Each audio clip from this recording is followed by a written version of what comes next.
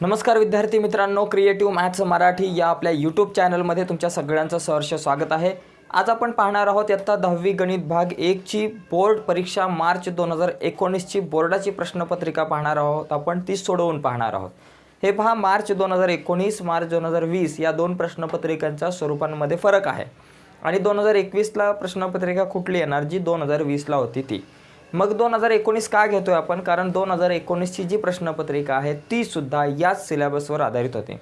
काय होतं की 2019 च्या प्रश्नपत्रिकेवर 9वीवर आधारित प्रश्न सुद्धा विचारले जायचे। पहिला प्रश्न असायचा 9वीवर आधारित, त्यामुळे आपण पहिला प्रश्न सोडून प्रश्न क्रमांक दुसरा, तिसरा, चौथा, पाचवा ते पुढचे प्रश्न आपण पाहणार आहोत आजच्या या व्हिडिओमध्ये।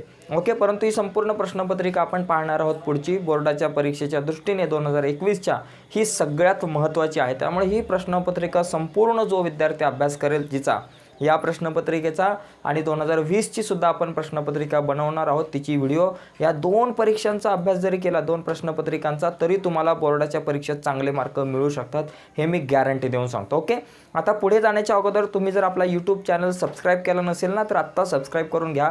कारण मी जेव्हा नवीन व्हिडिओ अपलोड करेल, नवीन इन्फॉर्मेशन आपल्या यूट्यूब चॅनलवर अपलोड करेल ना, त्याची नोटिफिकेशन सगळ्यात अगोदर तुमच्यापर्यंत पोहोचणार आहे। आणि त्यानंतर या व्हिडिओच्या खाली डिस्क्रिप्शनमध्ये मी एक लिंक दिले, टेलिग्राम चॅनलची लिंक। त्या टेलिग्राम ग्रुपच्या लिंकवर क्लिक करून तो आपला ग्रुप जॉईन करा, कारण त्या ग्रुपवरती मी सगळ्या आपल्या व्हिडिओच्या लिंक शेअर करत असतो, नोट्स सुद्धा शेअर करत असतो। ओके, तर जाऊयात पुढे। या ठिकाणी प्रश्न क्रमांक आपल्याकडे आहे हा दुसरा ए जो प्रश्न आहे तो आता आपण पाहणार आहोत। ओके, थोडासा पाऊस पडतोय त्यामुळे कदाचित त्या पावसाचा आवाज येऊ शकतो, तो आवाज अवॉइड करून माझ्याच आवाजाकडे लक्ष द्या। तर दुसरा प्रश्न आहे की दिलेल्या पर्यायांपैकी योग्य पर्याय निवडून लिहा। त्यामध्ये पहिला प्रश्न आहे बघा, एकूण 4 प्रश्न आहेत त्याच्यामध्ये, ह्या चारही प्रश्न ऑब्जेक्टिव्ह आहेत। तुम्हाला कौन बनेगा करोडपती सारखा आहे, योग्य पर्याय आपल्याला या ठिकाणी निवडायचा आहे। पहिला प्रश्न आहे 2 + 2 + 6 + 10 या अंकगणिती श्रेणीतील सामान्य फरक टिंबटिंब आहे। सामान्य फरक म्हणजे वजाबाकी, दोन क्रमगत पदांमधली वजाबाकी म्हणजे सामान्य फरक, हे आपल्या सर्वांना माहिती आहे। तर एकदम इझी आहे बघा, आपण वजाबाकी करू। -2 + 2 म्हणजे दोघांमधला फरक, T2 मधून T1 वजा करा, -2 मधून। आता मी इथं कच्चं काम करतो बघा पहिल्या प्रश्नासाठी, -2 मधून 2 ला वजा केलं तर वजा वजा अधिक, चिन्ह समांतर बेरीज होणार, म्हणून 2 + 2 किती झालं बाबा आपल्याकडं 4 आलं, 2 आणि 2 4, आणि मोठ्या संख्येचं किंवा वजाचं चिन्ह दोघांना सुद्धा राहिलं। ओके, त्यानंतर पुढचा या ठिकाणी आपलं उत्तर काय येणार आहे, -4 येणार आहे। ए मधलं जे ए ऑप्शन येतो -4 करेक्ट आन्सर आहे। ओके, आता दुसरा जो आपण प्रश्न पाहिला तर दुसऱ्या प्रश्नामध्ये काय आहे, x² + 10x - 7 = 0 या वर्ग समीकरणातील ए, बी आणि सी च्या किमती काढायच्यात। एकदम सिंपल, ए, बी, सी च्या किमती काढायच्यात। ए म्हणजे पहिलं पद बघा, ए म्हणजे x² शेजारी ए असतो, x च्या शेजारची किंमत म्हणजे b ची किंमत, आणि c म्हणजे हा -7। आता a बरोबर 1 पाहिजे, 1 कुठे बाबा इथं, a बरोबर 1 बघा इथे मी लिहितो दुसऱ्या प्रश्नामध्ये, a बरोबर 1 आहे, b बरोबर x च्या शेजारी 10 आहे। ओके, आणि c बरोबर काय बाबा हा -7 आहे। मग हे कुठं आहे, a बरोबर 1, b बरोबर 10 आणि c बरोबर -7। a बरोबर 1, b बरोबर 10 आणि c बरोबर -7। आपला हा जो सी ऑप्शन आहे, हा सी ऑप्शन या ठिकाणी मला करेक्ट वाटतंय। ओके, म्हणजे इथं सी ऑप्शन करेक्ट आहे दुसऱ्या प्रश्नामध्ये। प्रश्न क्रमांक तिसरा जर आपण पाहिला तर या तिसऱ्या प्रश्नामध्ये आपल्याकडे काय आहे की बघा, एकाच राज्यातील व्यापारात केंद्राकडून टिंबटिंब कर आकारला जातो। केंद्राकडून आता GSTचे 2 भाग पडतात, एक तर SGST आणि दुसरा भाग असतो CGST असतो। ओके, SGST म्हणजे काय, जो स्टेटकडे जातो, आणि CGST म्हणजे काय, सेंट्रल म्हणजे केंद्राकडे जातो। मग केंद्राकडून आकारला जाणारा कुठला, CGST सेंट्रल। ओके, केंद्राकडून आकारला जाणारा CGST, जर राज्याकडून आकारला जाणारा कर विचारला असतं तर तिथं SGST आलं असतं। ओके, यानंतर चौथा प्रश्न आहे, एक फासा फेकला तर वरच्या पृष्ठभागावर 2 पेक्षा लहान संख्या असण्याची संभाव्यता टिंबटिंब आहे। आता बघा, एक फासा जर फेकला तुम्ही तर तो फेकल्यावरती वरच्या पृष्ठभागावर 2 पेक्षा लहान संख्या असण्याची संभाव्यता। आता 2 पेक्षा लहान संख्या किती आहे, आता बघा एक फासा जर तुम्ही फेकला तर आपल्याला काय मिळतं बाबा, एक फासा फेकल्यावर 1 2 3 4 5 6 हे आकडे मिळतात. म्हणजे हा नमुना अवकाश. संभाव्यतावरती आपण व्हिडिओ बनवले, संभाव्यता या प्रकरणावरती, ती तुम्ही बघू शकताय. म्हणजे इथं नंबर ऑफ एस बरोबर किती 1 असणार आहे. आता आपली घटना काय आहे बाबा, की वरच्या पृष्ठभागावर 2 पेक्षा लहान संख्या मिळेल. आता समजा ती घटना 1 आहे. आता 2A आहे. 2 पेक्षा लहान संख्या कुठली याच्यामधली 1, ही एकच आहे. म्हणजे नंबर ऑफ ए बरोबर किती 1 आलं. आता याची संभाव्यता काढायची आहे. संभाव्यता म्हणजे पी ऑफ ए. आता पी ऑफ ए काढण्याचं सूत्र नंबर ऑफ ए भागिले number of S. Number of A किती 1 आहे आणि भागिले नंबर ऑफ एस किती 6. म्हणजे 1/6 जे उत्तर असेल ते करेक्ट असणार आहे. आणि इथं आपला डी जो ऑप्शन आहे तिथं 1/6 उत्तर आहे. म्हणजे डी ऑप्शन जो आहे तो आपला करेक्ट आहे. ओके. तर अशा प्रकारे हे जे 4 प्रश्न आहेत ऑब्जेक्टिव्ह प्रश्न, जे आता नवीन पॅटर्ननुसार सुद्धा पहिल्या प्रश्नामध्ये असतील, तर हे ऑब्जेक्टिव्ह प्रश्नसुद्धा खूप महत्त्वाचे असतात आपल्यासाठी. ओके. तर यानंतर आता आपण दुसरा प्रश्नामधला बी जो आहे प्रश्न तो आपण बघूयात लगेच. तर हा दुसरा प्रश्न तुमच्या समोर आहे. त्या दुसऱ्या प्रश्नामध्ये काय असतं की आपल्याला कुठलेही 2 प्रश्न सोडवायचे असतात. ओके. 2 प्रश्न, 3 पैकी 2. खालील प्रश्न सोडवा, 3 पैकी 2 सोडवायचे. 4 मार्काचा प्रश्न आहे. म्हणजे एका प्रश्नाला 2 मार्क. आता बघा काय प्रश्न आहे. अंकगणिती श्रेणी या प्रकरणातला प्रश्न आहे की एका अंकगणिती श्रेणीचे पहिले पद 12 आणि साधारण फरक 4 आहे. तसेच TN 96 आहे, तर यांची किंमत काढा. एकदम सिंपल आहे. आपल्याला इथं सूत्र कुठलं वापरायचं, TNचं सूत्र. मग या ठिकाणी TNचं सूत्र लिहा. पहिलं काय काय दिलं बघा. ए बरोबर किती 12. पहिले पद म्हणजे ए असतं आणि त्या एची किंमत 12 आहे. आणि साधारण फरक 4 दिले. साधारण फरक म्हणजे काय बाबा, डी बरोबर 4 आहे. त्याचबरोबर TN बरोबर किती दिलं, 96 दिले. तर आपल्याला AN ची किंमत या ठिकाणी काढायची. एकदम सिंपल आहे बघा. फक्त TNचं सूत्र लिहायचं. TNचं सूत्र माहिती आहे सगळ्यांना. TN बरोबर A अधिक N वजा 1 गुणिले D. हे TNचं सूत्र आहे. याच्यात आपण किमती टाकूयात. TN किती आहे बाबा, 96 आहे. मग TNच्या जागेवर 96 बरोबर A किती आहे, 12 आहे. म्हणून इथं लिहिलं 12 अधिक N ची किंमत मला माहिती नाही, त्या N ची किंमत आपल्याला काढायची. मग N वजा 1 गुणिले D ची किंमत किती 4 आहे. मग Dच्या जागेवर 4 लिहा इथं. ओके. आता पुढे काय करू आपण, 96 आपल्या जागेवर, मला N ची किंमत काढायची आहे. 96 आपल्या जागेवर, 12 आपल्या जागेवर, अधिक चिन्ह आपल्या जागेवर. आता 4 गुणिले N 4N वजा 4 1 4. ओके. बघा आता पुढे काय होणार, 96 आपल्या जागेवर, 12तून 4 गेले, 12तून 4 गेले किती राहिले, 8 राहिले, अधिक 4N आपल्या जागेवर. आता आम्हाला N ची किंमत काढायची आहे म्हणून 4N ला आपल्याच जागेवर ठेवणार. हा 8 अधिक आहे बरोबर चिन्हाच्या पलीकडे गेला वजा. मग 96 वजा 8 बरोबर 4N. ओके. मग आपल्याकडे 4N बरोबर किती, 96 मधून 8 गेले, किती राहिले, 16तून 8 गेले 8, 96 मधून 8 गेले 88 आपल्याकडे राहिले. बरोबर का. 96 वजा 8 88. आता आपण काय करू, N ची किंमत काढू. मग ती N ची किंमत काढण्यासाठी N ला आपल्या जागेवर ठेवा, हे 88 पण आपल्या जागेवर, हे 4 गुणिले बरोबर चिन्हाच्या पलीकडे आले, भागिले झाले. म्हणून N बरोबर 4 दुने 8, 4 दुने 8. म्हणजे N बरोबर किती, 22. N बरोबर 22 असेल आपल्याकडं. ओके. आता यानंतर पुढचं, आता हे व्हेरीफाय कसं करणार, उत्तर तुमचं बरोबर आहे की नाही बघा. TNचं सूत्र लिहा, A अधिक N वजा 1 गुणिले D. व्हेरीफाय करू बाबा आपलं उत्तर बरोबर होतं की नाही. त्यासाठी TNच्या जागेवर T 22 लिहा, A ची किंमत 12 लिहा, N ची किंमत 22 लिहा, वजा 1 गुणिले D ची किंमत 4 लिहा. म्हणजे T 22 काढून बघा. T 22 ची किंमत 96 आली तर आपलं उत्तर बरोबर आहे. 12 आपल्या जागेवर, 22तून 1 गेले, 21 गुणिले 4. आता 12 अधिक 21 चौक 84, 84 आणि 12 96. म्हणजे आपलं उत्तर या ठिकाणी बरोबर आहे. ओके. आता हा पहिला प्रश्न झाला. आता आपण दुसरा प्रश्न बघूया. दुसरा प्रश्न काय दिला या बोर्डाच्या परीक्षेमध्ये, की आपल्याला M ची किंमत काढायची. बघा दुसरा प्रश्न दिलाय, जर आपल्याला निश्चयकाची किंमत दिली 4M53. बघा 4M53 बरोबर आपल्याकडे दिलेलं आहे 22. तर M ची किंमत काढा. 22 तर M ची किंमत काढा. सोपं आहे, M ची किंमत काढा. आता बघा इथं काय करा, सरळ 4M53 हे लिहा आणि बरोबर किती 22. आता याला सोडवा, कॅल्क्युलेशन करून आपल्याला M ची किंमत काढायची. एकदम भारी. बघा तिरकस गुणाकार करावा लागतो ना, 4 गुणिले 3 या दोघांचा गुणाकार. पहिल्या प्रकरणामधला प्रश्न आहे. 4 गुणिले 3 यांच्या गुणाकारातून आपण काय करतो, वजा करतो. कोणाचा गुणाकार, 5 गुणिले mचा, 5 गुणिले m आणि बरोबर 22 लिहितो आपण. ओके, उत्तर याचं 22 येणार आहे.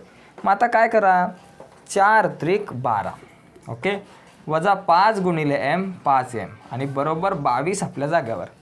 मला काढायची किंमत mची, म्हणून मी वजा 5mला आपल्या जागेवर ठेवणार, 22 आपल्या जागेवर, अधिक 12 आहेत बरोबर चिन्हाच्या पलीकडे गेले, वजा 12 झाले. मग इथं लिहा वजा 12, म्हणून वजा 5m आपल्या जागेवरती आणि 22मधून 12 गेले, किती राहिले, 10 राहिले. 22मधून 12 गेले 10. आता आपल्याला mची किंमत काढायची, म्हणून आपण काय करू, या ठिकाणी 5mला आपल्या जागेवर mला आपल्या जागेवर ठेवू, 10 पण आपल्या जागेवर, वजा 5 बरोबर चिन्हाच्या, वजा 5 गुणिले आहेत बरोबर चिन्हाच्या पलीकडे गेले, भागिले वजा 5 झाले. म्हणून m बरोबर 5 1 5, 5 2 10 आणि मोठ्या संख्येचं चिन्ह वजाचं, म्हणजे m बरोबर किती आलं आपल्याकडं, वजा 2 आलं. म्हणजे हे अशा प्रकारे आपण सोडू शकतो. आता हे उत्तर करेक्ट आहे, बरोबर आहे का चूक आहे कसं ओळखा, बघा 4 आणि mच्या जागेवर वजा 2 लिहा, 5 आणि 3 लिहा आणि चेक करून बघा उत्तर 22 येते का. बघा 4 त्रिक 12, वजा जसंच्या तसं आणि 5 दुने 10, इथे वजा 10, 5 गुणिले वजा 2 वजा 10, हे 12 वजा वजा अधिक 10, 12 आणि 10 झाले 22. असं आपण चेक करू शकतो. ओके, आता हा जो दुसरा प्रश्न आहे ना, त्याच्यामध्ये एकूण 3 प्रश्न दिलेत. पहिला आणि दुसरा तर झाला आपला प्रश्न.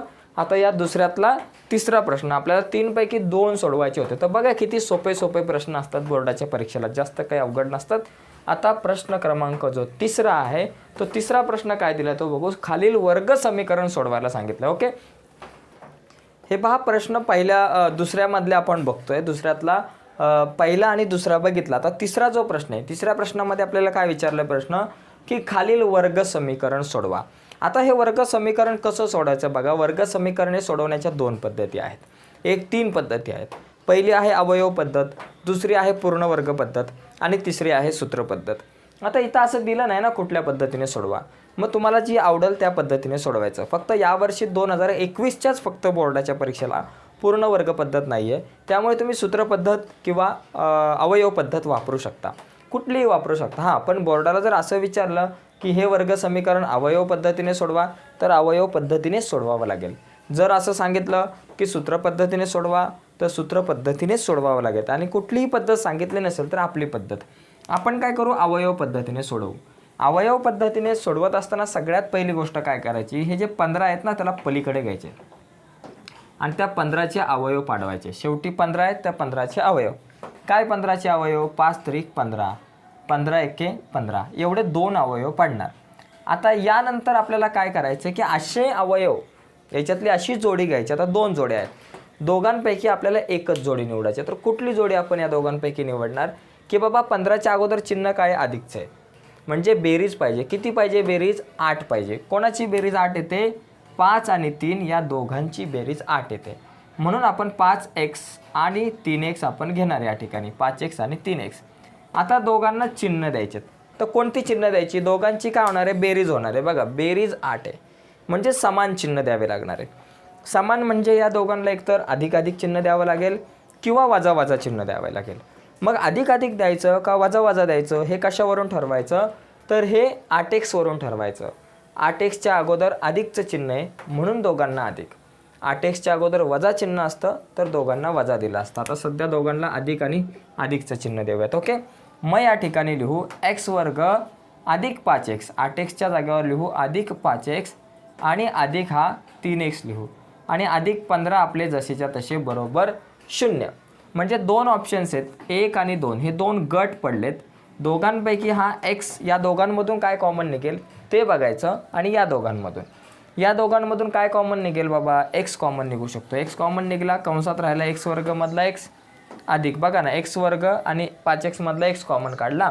आता x वर्ग मधला x बाहेर आला, फक्त x राहिला आणि अधिक 5x मधला x बाहेर आला, फक्त 5 राहिला अधिक. आता या दोघांमधून काय कॉमन निघेल, या दोघांमधून x कॉमन काढू. ओके, 3x नाही कॉमन निघणार या दोघांमधून. या दोघांमधून काय कॉमन निघू शकतो, 3x आणि 15 मध्ये बघा 3 आणि 15 या दोघांना 3 ने भाग जातो, म्हणून आपण 3 कॉमन काढू.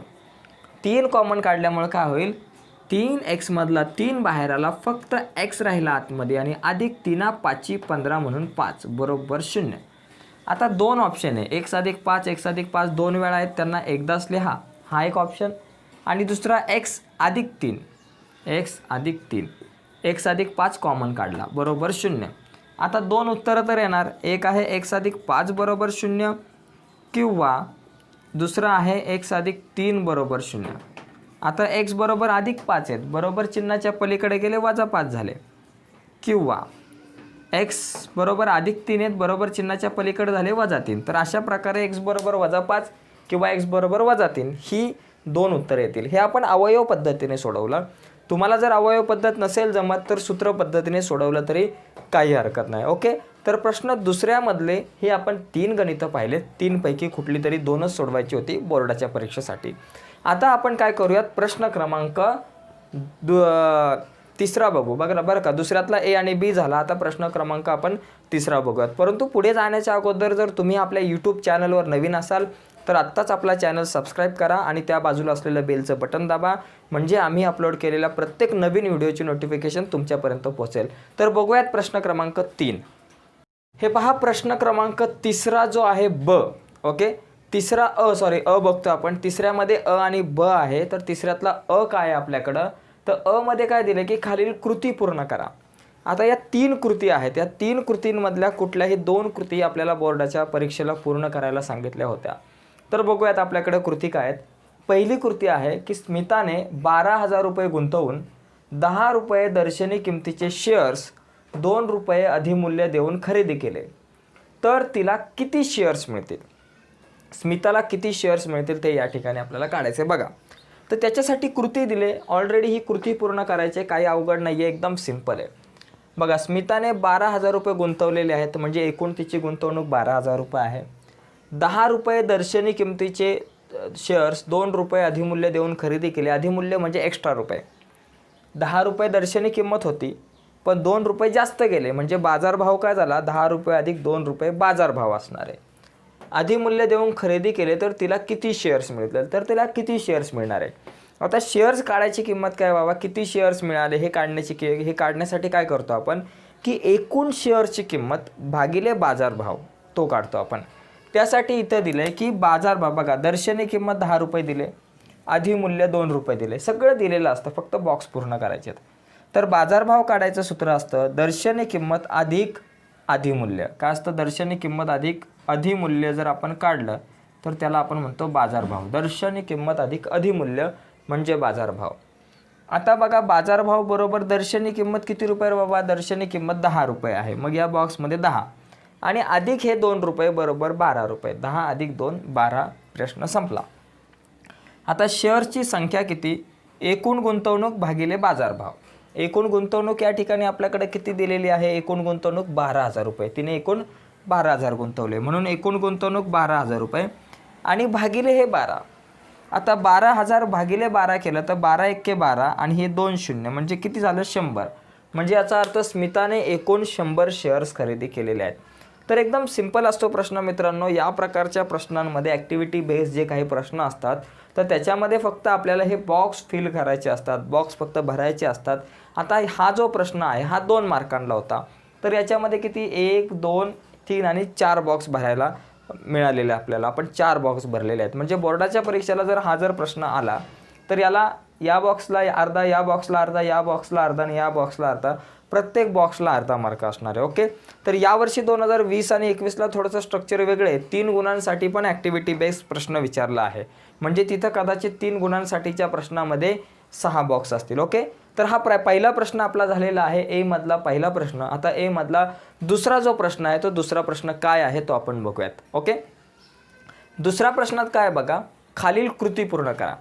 हा प्रश्न तसा काय दिला आहे बघा, प्रश्न डिटेल्समध्ये दिला आहे, मी फक्त शॉर्टकटमध्ये दिलेला आहे. दुसरा प्रश्न काय की एका गावात विविध स्थानांना दररोज होणारा वीज पुरवठा खाली दिलेल्या सारणीत दर्शवलेला आहे.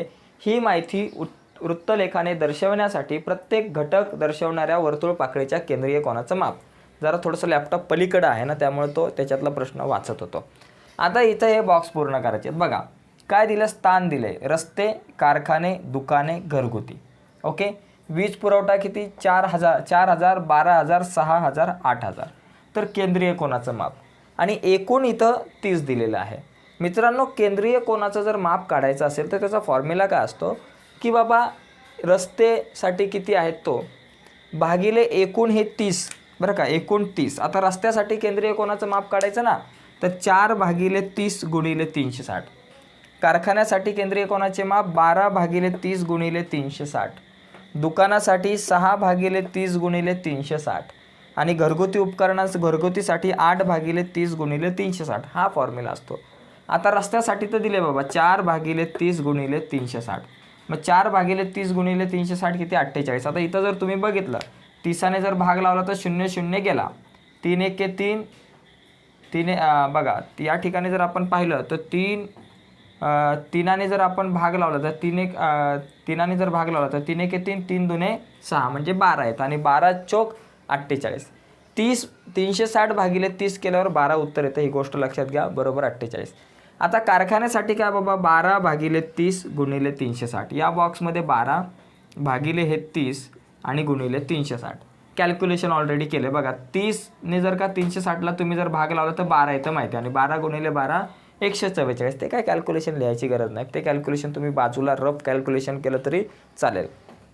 दुकानासाठी काय आहे 6/30 गुणिले 300, 6/30 गुणिले 360 दिले. 30ने 360ला भाग लावल्यावर तुम्हाला माहिती आहे उत्तर 12 येतं. आता 12 सक किती 12 सक 72 म्हणजे इथं या ठिकाणी आपलं उत्तर आलेलं आहे 72 अंश. त्यानंतर पुढचा मुद्दा घरगुती उपकरणांसाठी, घरगुतीसाठी काय आहे 8/30 गुणिले 360. इथं लिहा 8, इथं लिहा भागिले 30 आणि गुणिले 360. आता जर आपण 30ने भाग लावला 360ला तर 12 उत्तर येतं, हे आपल्याला माहिती आहे. मग आपण पुढे काय केलं 12 × 12, 12 8 96, 12 8 96 म्हणून इथं 96 आन्सर, 96 अंश हे उत्तर येणार आहे. एकदम सिंपल आहे. तुम्हाला लक्षात ठेवलं पाहिजे की कधी कधी वृत्तालेख काढायला सुद्धा हा प्रश्न येऊ शकतो. आता इथं तुम्हाला दिलेलं आहे ॲक्टिव्हिटी, पण डायरेक्टली वृत्तालेख काढा असा सुद्धा प्रश्न येऊ शकतो. काय करायचं असतं केंद्रीय कोनाचं माप काढत असताना लक्षात घ्या ट्रिक की रस्त्यासाठी केंद्रीय कोनाचं माप काढायचं तर 4/30 गुणिले 360. कारखान्यासाठी 12/30 गुणिले 360. दुकानासाठी 6/30 गुणिले 360. घरगुतीसाठी 8/30 गुणिले 360. तर अशा प्रकारे हा 3A मधला प्रश्न क्रमांक पहिला आणि दुसरा आपण बघितलेला आहे. आता तिसरा सुद्धा प्रश्न आहे याच्यामध्ये, तर तिसरा प्रश्न सुद्धा आपण लगेच बघूयात. ओके,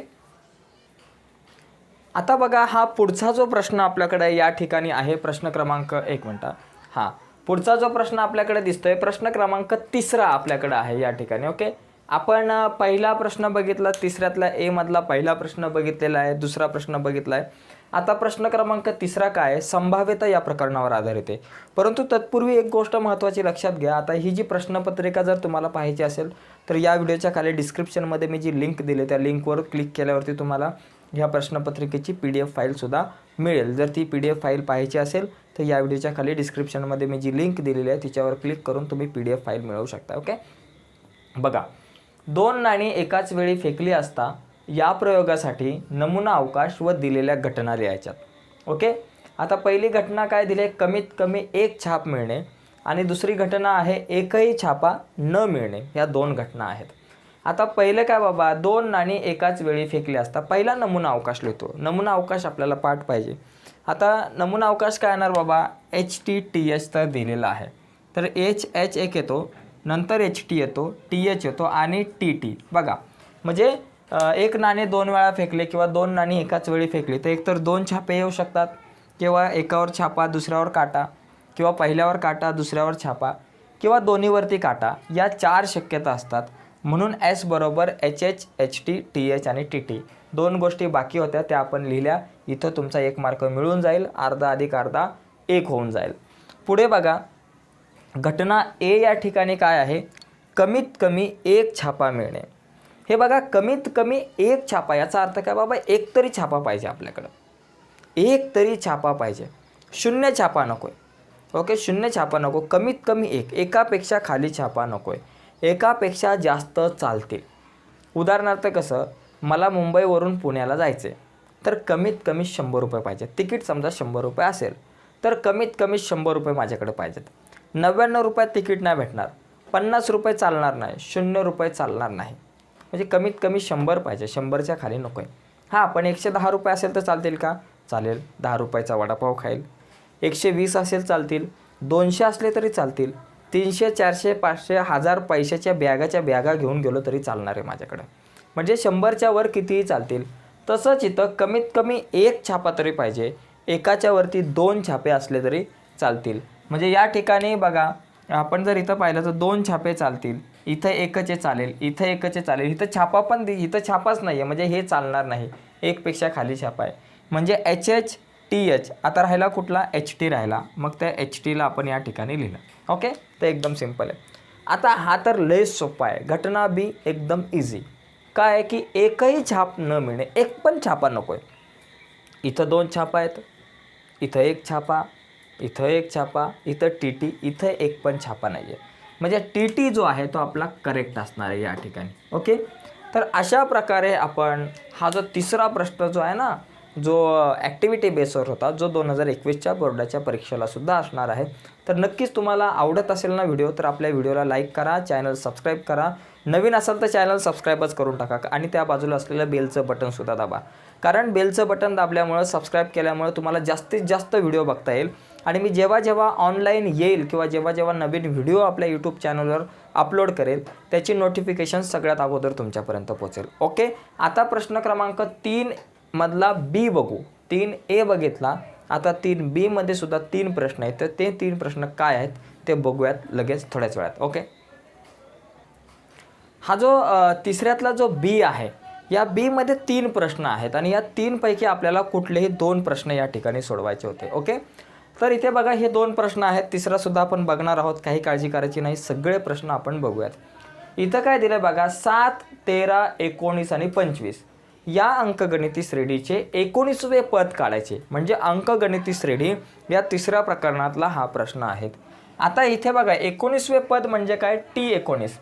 पण हे 19वे पद काढण्याच्या अगोदर बघा 7, 13, 19 आणि 25 या अंकगणिती श्रेणीमध्ये आपल्याला T19 काढायचं आहे. आता हे 19वे पद काढण्यासाठी आपल्याला अगोदर पहिले पद म्हणजे A ची किंमत काढावी लागते आणि साधारण फरक म्हणजे D ची किंमत काढावी लागते. आता या अंकगणिती श्रेणीमध्ये A काय आहे? A म्हणजे पहिले पद, पहिल्या नंबरला कोणी 7 आहे म्हणून A बरोबर 7. आणि D काय? D म्हणजे साधारण फरक म्हणजे वजाबाकी. आता 13तून 7 गेले, किती राहिले? 6. 19तून 13 गेले 6, 25तून 19 गेले 6, म्हणजे D बरोबर 6 आपल्याकडे. आपल्याला T19 काढायचं आहे आणि N ची किंमत किती असणार आहे? या ठिकाणी 19 असणार आहे. या 3 गोष्टी काढता आलं पाहिजे. A आणि D ची किंमत अंकगणिती श्रेणीमध्ये काढता आली पाहिजे. A म्हणजे काय? पहिलं पद, पहिल्या नंबरला कोणी 7 आहे म्हणून A बरोबर 7. आणि D म्हणजे साधारण फरक. साधारण फरक म्हणजे 13तून 7 गेले 6, 19तून 7 गेले 6, 25तून 19 गेले 6, ही वजाबाकी. आणि T19 काढायचं आहे म्हणजे N ची किंमत 19. आता T19 काढण्यासाठी TN चं सूत्र वापरा. TN चं सूत्र काय बाबा? TN बरोबर A अधिक N वजा 1 गुणिले D, हे सूत्र. आता या सूत्रात फक्त किमती टाकायच्यात. TN च्या जागेवर काय लिहा? T19 लिहा. A ची किंमत किती? 7 आहे म्हणून 7 लिहा. अधिक N किती? T19 काढतोय म्हणून 19 वजा 1 आपल्या जागेवर आणि गुणिले D ची किंमत काय? 6 आहे गुणिले 6 बरोबर 7 अधिक 19 वजा 1, 19 मधून 1 गेले 18 आणि गुणिले 6. 7 अधिक 18 किती बघा? 8 × 48, हातच्याला आले 1, 6 × 6 आणि 108 आले. 108 आणि 7 झाले आपल्याकडे 115. म्हणजे या ठिकाणी T19 बरोबर किती? 115. सूत्र आणि उत्तर या दोघांना सुद्धा चांगली चौकट करा. म्हणजे अशा प्रकारे आपल्याकडे T19 बरोबर 17 म्हणजे 115, म्हणजे 19वे पद 115 येणार आहे. नीट परत लक्षात घ्या. TN चं सूत्र लिहिलं, TN बरोबर A अधिक N वजा 1 गुणिले T. T19 काढायचं आहे म्हणून T19 लिहिलं बरोबर 7. A च्या जागेवर किती लिहिलं? 7. N ची किंमत T19 काढतोय म्हणून 19 वजा 1 आपल्या जागेवर आणि गुणिले D ची किंमत 6 आहे. 7 आपल्या जागेवर 19तून 1 गेले 18 राहिले आणि 18 गुणिले 6. 7 आपल्या जागेवर 18 सक 108. बघा 6 8 48 8 4 4 6 1 6 4 10 आणि 7 आणि 108 झाले 115. म्हणजे टी 19ची जी किंमत आहे ती 115 आली. ओके, आता हा पहिला प्रश्न झाला. अभी दूसरा क्वेश्चन हम देखेंगे. दुसऱ्या प्रश्नात काय या ठिकाणी बघा की ज्या वर्ग समीकरणाची मुळे -3 आणि -7 आहे असे वर्ग समीकरण तयार करा. एकदम सिंपल, वर्ग समीकरण तयार करा. दुसरं जे प्रकरण आहे आपलं वर्ग समीकरण, त्या प्रकरणातला हा प्रश्न आहे. वर्ग समीकरण तयार करण्याचं एक सूत्र आहे मित्रांनो. बघा काय सूत्र आहे, एक्स वर्ग वजा अल्फा अधिक बीटा एक्स आणि अधिक अल्फा गुणिले बीटा बरोबर 0 हे सूत्र आहे. म्हणजे या सूत्रामध्ये तुम्हाला कशा कशाची गरज आहे, अल्फा अधिक बीटाची गरज आहे आणि अल्फा गुणिले बीटाची गरज आहे. मग आता अल्फा आणि बीटा कोण आहे या ठिकाणी, अल्फा आणि बीटा कोण आहे, तर या ठिकाणी अल्फा म्हणजे काय बघा, दिलेली जी वर्ग समीकरणाची जी मुळं आहे ती अल्फा आणि बीटा मानू. काय करू आपण, दिलेल्या वर्ग समीकरणाची मुळे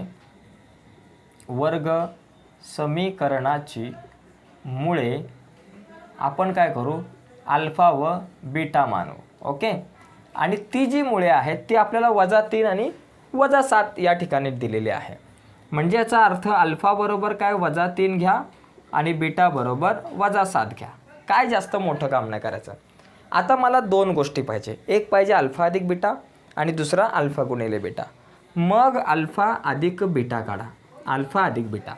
अल्फा किती -3, मग इथं लिहा -3 आणि अधिक बीटा किती -7, मग इथं लिहा -7 बरोबर -3 आपल्या जाग्यावर अधिक -7. आता -3 आणि -7 इथं काय वजा चिन्ह कशी समान, चिन्ह समान असेल तर त्या दोन संख्यांची काय होते, बेरीज होते. म्हणून -3 आणि -7 -10. -10 का, कारण मोठ्या संख्येचं किंवा दोघांना वजा चिन्ह आहे म्हणून उत्तराला वजाचं चिन्ह देणं गरजेचं आहे. हे कॅल्क्युलेशनचा भाग आहे, ही वजाबाकी आपल्याला आली पाहिजे, बेरीज वगैरे काय असेल तो भाग. दुसरी कशाची गरज आहे, मला अल्फा गुणिले बीटाची गरज आहे. ओके, मग मी या ठिकाणी लिहिणार अल्फा गुणिले बीटा. अल्फा गुणिले बीटा, अल्फाची किंमत काय माझ्याकडं, अल्फा कुठे गेला बाबा, अल्फाची किंमत -3 आणि बीटाची किंमत किती आहे -7 आहे. मग इथं लिहा -3 गुणिले -7 आपण करू, बरोबर का. आता 7 त्रिक किती 21, इथं लिहिलं 21 आणि उत्तराला चिन्ह वजाचं नाही द्यायचं, कारण 2 ठिकाणी वजा आहे म्हणून या ठिकाणी 21ला अधिकचं चिन्ह. जर 2 ठिकाणी वजा सारखे चिन्ह असेल तर अधिकचं चिन्ह. हा, एका ठिकाणी वजा आणि एका ठिकाणी अधिक असेल, गुणाकार करताना एका ठिकाणी वजा आणि एका ठिकाणी अधिक असेल तरच उत्तराला वजा चिन्ह येतं. आता इथे कसं आलं, -3 -7 -10 आलं. तसं इथं -3 गुणिले -7 -21 नाही येत तर +21 येतो. गुणाकार भागाकाराचे नियम वेगळे आहेत चिन्हांचे आणि बेरजेचे जे नियम आहेत ते वेगळे.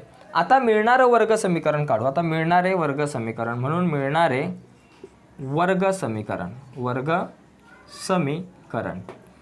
काय वर्ग समीकरण आहे आपलं, हे सूत्र लिहा. वर्ग समीकरण ॲटोमॅटिक रेडी. सूत्र आहे एक्स वर्ग वजा अल्फा अधिक बीटा एक्स आणि अधिक अल्फा गुणिले बीटा बरोबर 0. एक्स वर्ग आपल्या जाग्यावर वजा अल्फा अधिक बीटा किती -10 आहेत म्हणून इथं लिहिले -10 एक्स आपल्या जाग्यावर आणि अधिक अल्फा गुणिले बीटा 21 आहे बरोबर 0. एक्स वर्ग वजा अधिक झाले अधिक 10x आणि अधिक 21 आपल्या जागेवर बरोबर 0. म्हणून हे मिळणारे वर्ग समीकरण काय, एक्स वर्ग अधिक 10x अधिक 21 बरोबर 0. तर अशा प्रकारे हा जो प्रश्न आहे तिसऱ्या प्रकरणातला होता आणि हा प्रश्न आहे हा दुसऱ्या प्रकरणातला होता. हे 2 प्रश्न आपण पाहिलेले आहेत. आणखी एक तिसरा प्रश्नसुद्धा आहे तिसऱ्या बी मधला, 2 गुणांसाठीच आहे, तो पण आता लगेच बघूयात. ओके, प्रश्न क्रमांक 3 बघा. हा तिसऱ्यातला बी मधला तिसरा. 2 संख्यांमधील फरक 3 असून मोठी संख्या आणि लहान संख्येची दुप्पट यांची बेरीज 15 आहे तर लहान संख्या शोधा. आता इथे 2 संख्या असतील बघा. हा जो प्रश्न आहे ना पहिल्या प्रकरणातला आहे. 2 चलातील रेषीय समीकरणे बघा. 2 संख्यातला फरक म्हणजे वजाबाकी दिले. किती दिले वजाबाकी 3 आहे आणि ही 3 असून मोठी संख्या आणि लहान संख्येची दुप्पट यांची बेरीज 15 आहे तर लहान संख्या शोधा. बघा आपण काय करू, मोठी संख्या आणि लहान संख्या काहीतरी मानू की बाबा मोठी संख्या संख्या जी आहे ती x आणि लहान संख्या y मानू. ओके. आता आपल्याला लहान संख्या काढायची म्हणजे y ची किंमत काढायची. या ठिकाणी लहान संख्या शोधा सांगितलंय म्हणजे y ची किंमत शोधा. आता पहिली अट, दोन अटी दिल्यात. पहिल्या अटीनुसार, त्याच्यातल्या पहिल्या अटीनुसार काय विषय आहे की दोन संख्यांमधला फरक 3 आहे. फरक म्हणजे वजाबाकी 3 आहे. म्हणून x वजा y बरोबर 3. वजाबाकी म्हणजे फरक दिला ना, वजाबाकी 3 आहे म्हणजे x वजा y बरोबर 3. मोठी संख्या वजा लहान संख्या बरोबर 3. याला समीकरण 1 द्या. आता दुसऱ्या अटीनुसार दुसरी अट काय दिली मला की मोठी संख्या म्हणजे कोण आहे, x आहे म्हणून x, आणि लहान संख्येची दुप्पट, लहान संख्या y आहे म्हणून तिची दुप्पट म्हणून 2y, यांची बेरीज 15. बेरीज म्हणून अधिक दिलं, बेरीज 15, वजा म्हटलं असतं तर वजाबाकी दिलं असतं. बेरीज किती आहे, 15 आहे. समीकरण नंबर 2. ओके. आता या ठिकाणी आपल्याला काय करायचं आहे तर लहान संख्या शोधा. आता लहान संख्या म्हणजे y मला काढायचे. आता दोन समीकरणं सोडवत असताना आपण काय करू, या ठिकाणी याच्यामध्ये x कॅन्सल होऊ शकतो. बघा ना, x समान आहे, तो कट होऊ शकतो. तो कट कसा होऊ शकतो, ज्यावेळेस आपण या दोन समीकरणांची वजाबाकी करू तेव्हा. म्हणून समीकरण 2 मधून समीकरण 1 ला आपण काय करू, वजा करू. इथं लिहू, समीकरण 2 मधून समीकरण 1 वजा करू. समीकरण 1 वजा करू. आता 2 मधून 1 ला वजा करायचं आहे. समीकरण 2 काय, x अधिक 2y बरोबर 15. मग इथं लिहा x अधिक 2y बरोबर 15. त्याच्यातून वजा करायचं आहे. कोणाला वजा करायचं आहे, समीकरण 1 ला. 1 काय आहे, x वजा y बरोबर 3 आहे. वजाबाकी करत असताना खाली जे आपलं समीकरण आहे त्या खालच्या समीकरणाचे चिन्ह बदलतात. मग xचं वजा झालं, वजाचं अधिक झालं, परत अधिकचं वजा झालं, x कट झाले. आता हा 2y आणि हा 1y किती झाले, 3y झाले. बरोबर 15 वजा 3, 15तून 3 गेले 12. आपल्याला y ची किंमत काढायची आहे. मग y आपल्या जागेवर, 12 आपल्या जागेवर. 3 गुणिले, बरोबर चिन्हाच्या पलीकडे आले, भागिले 3. म्हणून y बरोबर 3 चौक 12. y ची किंमत 4 आहे. म्हणजे याचा अर्थ लहान संख्या काय होते, आपली y होते. म्हणून आपण म्हणणार लहान संख्या जी आहे ती बरोबर किती, y होती, बरोबर 4 असणार आहे. तर अशा प्रकारे हा प्रश्न पण आपण सोडवू शकतो. बघा, व्हिडिओ तुम्ही रिपीट बघा, नक्कीच तुम्हाला फायदा होऊ शकतो. ओके. यानंतर आपण प्रश्न क्रमांक 4 जो आहे तो 4था प्रश्न बघणार आहोत. दुसरा आणि तिसरा प्रश्न आपण बघितलेला आहे.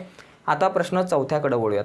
पण प्रश्न क्रमांक 4 घेण्याच्या अगोदर जर तुम्ही आपल्या यूट्यूब चॅनलवर नवीन असाल तर आत्ताच आपला चॅनल सबस्क्राईब करा आणि त्या बाजूला असलेलं बेलचं बटनसुद्धा दाबा, म्हणजे जेणेकरून आम्ही अपलोड केलेला प्रत्येक नवीन व्हिडिओची नोटिफिकेशन सगळ्यात अगोदर तुमच्यापर्यंत पोहोचेल. ओके. यस. तर बघूयात प्रश्न क्रमांक 4. तर मित्रांनो, आपण पाहतोय प्रश्नपत्रिका पाहतोय बोर्डाची मार्च 2019ची प्रश्नपत्रिका पाहतोय. दुसरा प्रश्न पाहिला, तिसरा प्रश्न पाहिला, दुसऱ्यामध्ये ए आणि बी होतं, तिसऱ्यामध्ये सुद्धा ए आणि बी होतं. परंतु हा जो 4था प्रश्न आहे या 4थ्या प्रश्नामध्ये ए आणि बी असे सब पार्ट नाही आहेत. या 4थ्या प्रश्नामध्ये आपल्याला एकूण 4 प्रश्न दिलेले आहेत. प्रश्न आहे की कोणतेही 3 प्रश्न सोडवायचे आहेत. आपल्याला 4 प्रश्न दिलेले होते, त्या 4 पैकी 3 प्रश्न सोडवायचे आहेत. ओके. 2021ला पॅटर्न वेगळा असलं तरी प्रश्न जे आहेत ते खूप महत्त्वाचे आहेत. ते प्रश्न आपण बघूयात. आपला सराव खूप चांगल्या प्रकारे होईल. 4 पैकी 3 म्हणजे प्रत्येक प्रश्न जो आहे तो 3-3 गुणांसाठी आहे. तर 3 मार्कांसाठी बोर्डाच्या परीक्षेला प्रश्न कसे विचारले जातात ते आपण बघूयात. पण पुढचे प्रश्न बघण्याच्या अगोदर मित्रांनो, तुम्ही जर आपल्या यूट्यूब चॅनलवर नवीन असाल तर आत्ताच आपला चॅनल सबस्क्राईब करा आणि त्या बाजूला असलेलं बेलचं बटन दाबा, म्हणजे जेणेकरून आम्ही अपलोड केलेल्या प्रत्येक नवीन व्हिडिओची नोटिफिकेशन सगळ्यात अगोदर तुमच्यापर्यंत पोहोचेल आणि जास्तीत जास्त व्हिडिओ तुम्हाला पाहता येतील. ओके. प्रश्न क्रमांक 4थ्यातला पहिला काय बघा या ठिकाणी की अमित दर महिन्याला ठराविक पद्धतीने रकमेची बचत करतो. अमित काय करतो, दर महिन्याला एक ठराविक सिस्टीम आहे, त्याची एक पद्धत आहे, त्या पद्धतीने तो पैशाची बचत करतोय. पहिल्या महिन्यात तो 200 रुपये बचत करतो, दुसऱ्या महिन्यात 250 रुपये बचत करतो, तिसऱ्या महिन्यात 300 रुपये बचत करतो, म्हणजे याप्रमाणे तो बचत करत असेल तर 17 महिन्याची त्याची एकूण गुंतवणूक काढा किंवा 17 महिन्यामध्ये एकूण बचत काढा. पहिलं काय काय दिलं ते स्पष्ट लिहून घ्या. काय दिलंय? पहिल्या महिन्यात तो 200 रुपये बचत करतो, चला 200 रुपये लिहिलं. दुसऱ्या महिन्यात तो 250 रुपये बचत करतो, 250 लिहिलं. तिसऱ्या महिन्यात तो 300 रुपये बचत करतो, 300 रुपये लिहिलं. तर 17 महिन्यांची एकूण बचत. प्रश्न कुठल्या प्रकरणातला आहे? तर अंकगणिती श्रेणी. मित्रांनो, अंकगणिती श्रेणी या प्रकरणामध्ये एक गोष्ट लक्षात ठेवायची की या प्रकरणामध्ये 2 सूत्र आहेत.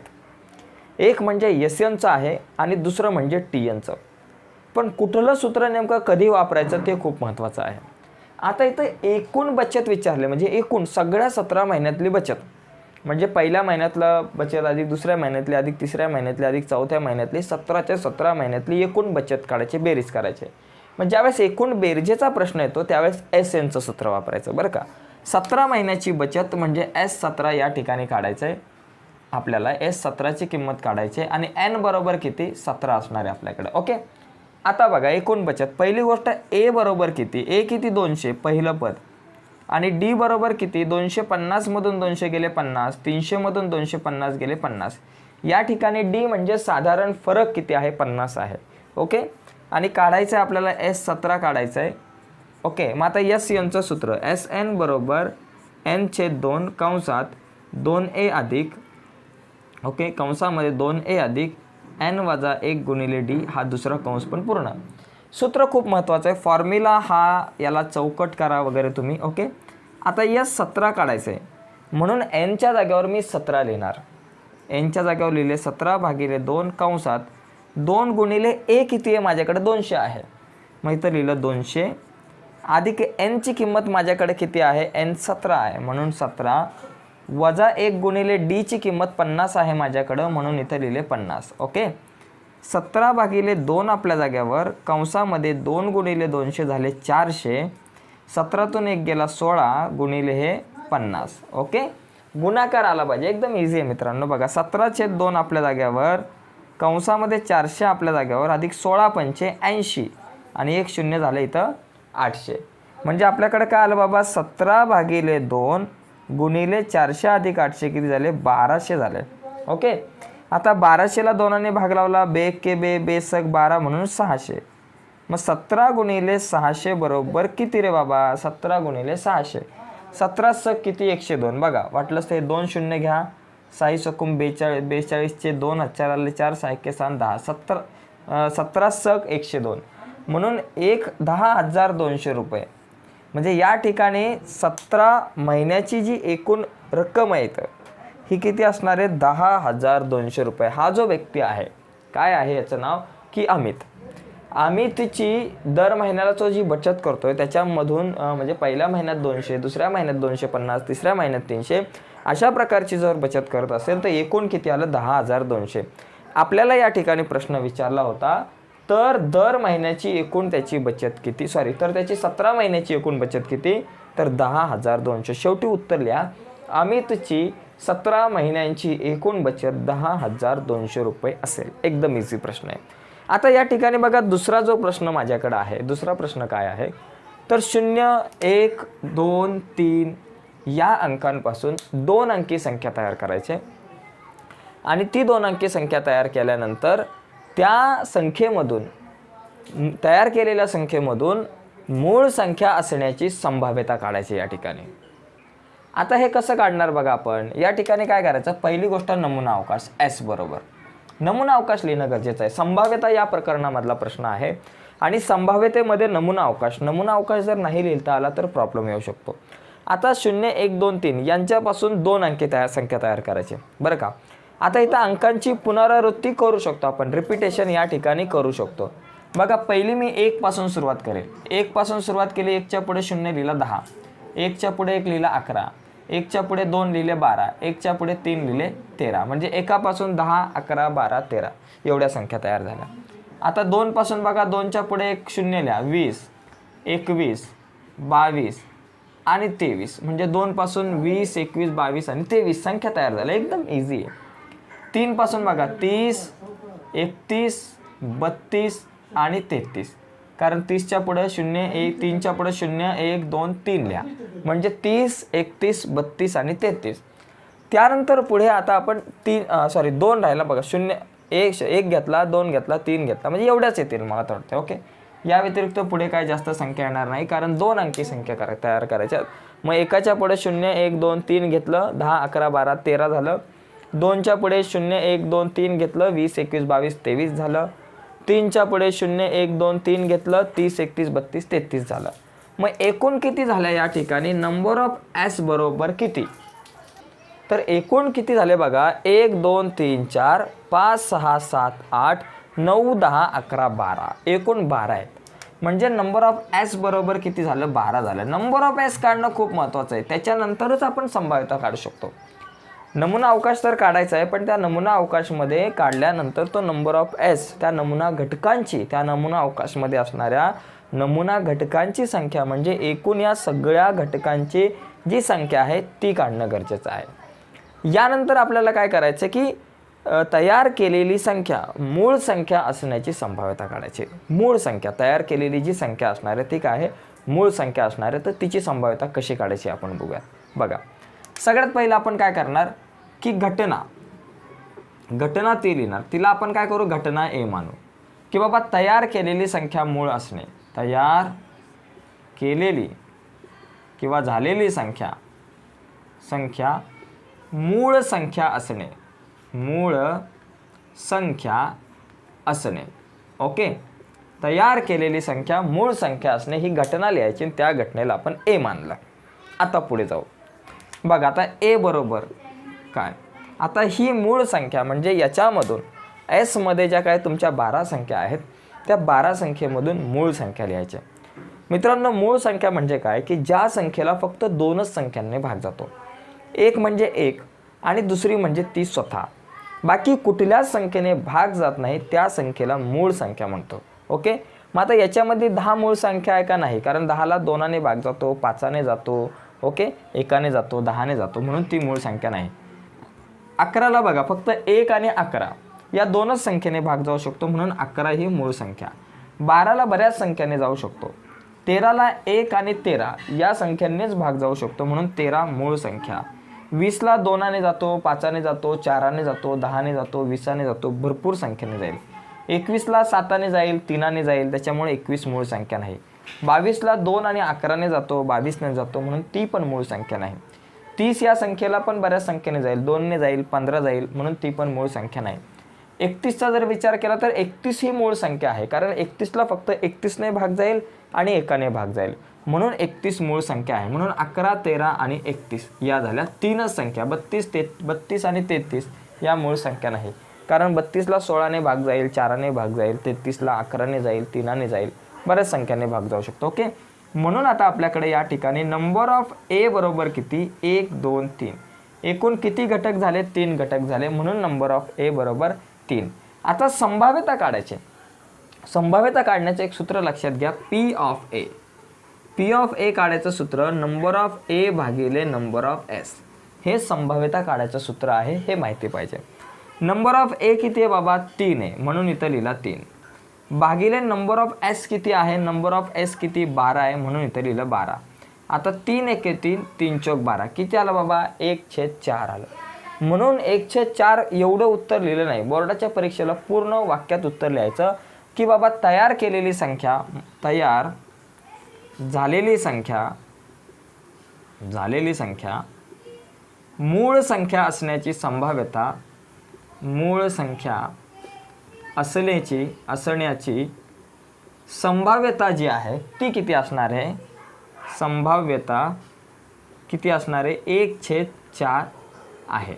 ओके, तर अशा प्रकारे हे 2 प्रश्न, हा जो प्रश्न आहे तो संभाव्यता या प्रकरणातला आहे आणि हा जो प्रश्न आहे तो अंकगणिती श्रेणीचा आहे. इथं मी फक्त 10,200 लिहिलं होतं, परंतु इथं नुसतं 10,200 नाही, तर तुम्ही शेवटी उत्तर लिहायचं होतं. इथं त्या वाक्य लिहायचं होतं की बाबा अमितची 17 महिन्याची एकूण बचत 10,200. तर इथे मी लिहितो, म्हणजे प्रॉब्लेम नाही. अमितची 17 महिन्याची एकूण गुंतवणूक, अमितची 17 महिन्याची एकूण गुंतवणूक गुंतवणूक बरोबर किती, थोडा अक्षर इकडे तिकडे जाईल पण समजून घ्या भावना, गुंतवणूक बरोबर 10,200 रुपये आहे. ओके, तर आता हे 2 प्रश्न झाले, एकूण 4 प्रश्न आहेत. आणखी 2 प्रश्न आपल्याला बघायचे, तर ते 2 प्रश्न आता बघूयात लगेच. ओके, आता या ठिकाणी बघा ना, प्रश्न क्रमांक 3 आणि प्रश्न क्रमांक 4 बघा काय. 3ऱ्या प्रश्नात काय दिले, हा जो प्रश्न आहे तो अर्थनियोजन या प्रकरणावरचा आहे. प्रश्न दिलाय, श्रीमती मल्होत्रा यांना 85 रुपये करपात्र किमतीचे सोलार ऊर्जा संच विकत घेतले. यांना नाही तर यांनी काय केलेलं आहे, 85,000 रुपये करपात्र किमतीचा एक सोलार संच विकत घेतलेला आहे. सौर ऊर्जेवरती चालणारा जो संच आहे तो यांनी विकत घेतलेला आहे. GSTचा दर आणि विकत घेतल्यानंतर 90,000 रुपयाला तो विकलाय.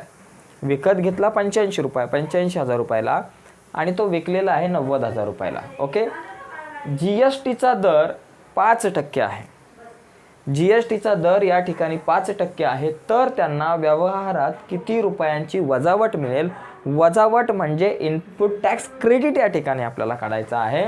आणि त्याचबरोबर किती रुपये GST त्यांना भरावा लागेल हे सुद्धा काढायचं आहे. 2 गोष्टी एकदम इझी आहे. म्हणजे इनपुट टॅक्स क्रेडिट काढायचं आहे आणि GST त्याला किती भरावा लागणार आहे, म्हणजे त्यालाच आपण देय GST म्हणतो, देय GST काढायचा आहे. आता यासाठी आपण पहिलं काय करू की बाबा त्यांनी खरेदी कितीला केला आहे, खरेदी किंमत बघा, संचाची खरेदी किंमत किंवा खरेदीवरील GST. आपण काय करू, पहिला GSTचा दर काढू, लिहू. GSTचा दर किती बाबा, 5%. ओके, आता 5% दर आहे, मग खरेदीवरील GST बघा, खरेदीवरील GST त्यालाच आपण म्हणतो इनपुट टॅक्स क्रेडिट म्हणतो, म्हणजे वजावट, तेवढे पैसे वजा होणार आहे. म्हणजे खरेदीवरचा GST म्हणजेच इनपुट टॅक्स क्रेडिट त्याला आपण म्हणतो.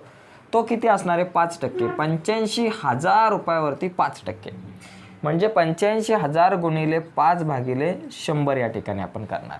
ओके, आता 0000 गेला. आता 850 गुणिले 5 करा, 500, 5 5 25चे 5, 7 आले 2, 5 8 40 आणि 2 झाले 42. बघा किती झालं, 4,250 रुपये. म्हणजे इनपुट टॅक्स क्रेडिट वजावट म्हणजे 4,250 रुपये हा GST जो आहे तो त्यांनी खरेदीवर भरलेला आहे. आणि जो भरलेला GST असतो खरेदीवरती तो पुन्हा रिटर्न मिळत असतो मल्होत्रा यांना किंवा कुठल्याही दुकानदाराला. मग आता आपण इनपुट टॅक्स क्रेडिट काढला म्हणजे खरेदीवरचा GST काढला. आता दुसरा GST काढायचा विक्रीवरचा, त्याला आपण म्हणतो आउटपुट टॅक्स क्रेडिट म्हणतो, आउटपुट टॅक्स क्रेडिट. आता विक्रीवरील GST आपण काढू, विक्रीवरील GST त्याला आउटपुट टॅक्स क्रेडिट शॉर्टकटमध्ये मी लिहितो. तो किती आहे, 90,000वर किती, 5%. 90,000 गुणिले 5/100, 0000 गेला. आता 9 5 45 आणि त्याच्यावरती हे 2 शून्य म्हणजे 4,500 रुपये. म्हणजे ज्यावेळेस श्री मल्होत्रा हे एखादी वस्तू खरेदी करतील त्यावेळेस त्यांना 4,250 तो जो संच खरेदी केलेला आहे त्यावेळेस त्यांनी 4,250 रुपये GST भरलेला आहे. हा देय GST यालाच आपण इनपुट टॅक्स क्रेडिट म्हणतो आणि यालाच वजावट असं म्हणणार आपण. त्यांची वजावट 4,250 आहे. आणि विकल्यानंतर त्यांना किती GST मिळालेला आहे, आउटपुट GST त्याला आपण म्हणू. विक्रीवरील GST म्हणजे आउटपुट टॅक्स क्रेडिट, तो 4,500 रुपये मिळाला आहे. आता मुद्दा काय, आपल्याला काय काढायला सांगितलं आहे की किती रुपये GST भरावा लागणार आहे, म्हणजे त्यांचा देय GST काढायचा आहे. म्हणजे किती रुपये भरावा लागणार आहे GST, म्हणजेच देय GST जो आहे या ठिकाणी तो देय GST काय असणार आहे आपल्याकडं, वजाबाकी करायची. कोणाची, आउटपुट टॅक्स. आउटपुट टॅक्स म्हणजे काय, क्रेडिट. आउटपुट टॅक्स क्रेडिट वजा इनपुट, आउटपुट टॅक्स म्हणून याला, आउटपुट टॅक्स क्रेडिट नाही तर याला नुसतं आउटपुट टॅक्स म्हणायचं, वजा इनपुट टॅक्स क्रेडिट. ओके, याला फक्त आउटपुट टॅक्स म्हणायचं विक्रीवरील GST आणि त्याच्यामधून इनपुट टॅक्स क्रेडिट वजा करायचं. म्हणजे 4,500 रुपयामधून वजा केले 4,250 रुपये वजा केले. 4,500 मधून 4,250 वजा केले तर किती आले, फक्त 250 रुपये आपल्याकडे राहिलेले आहेत.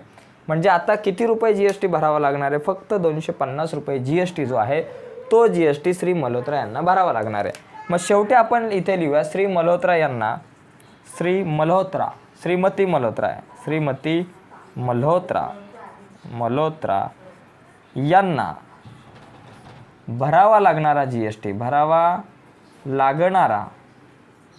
GST बरोबर 250 रुपये.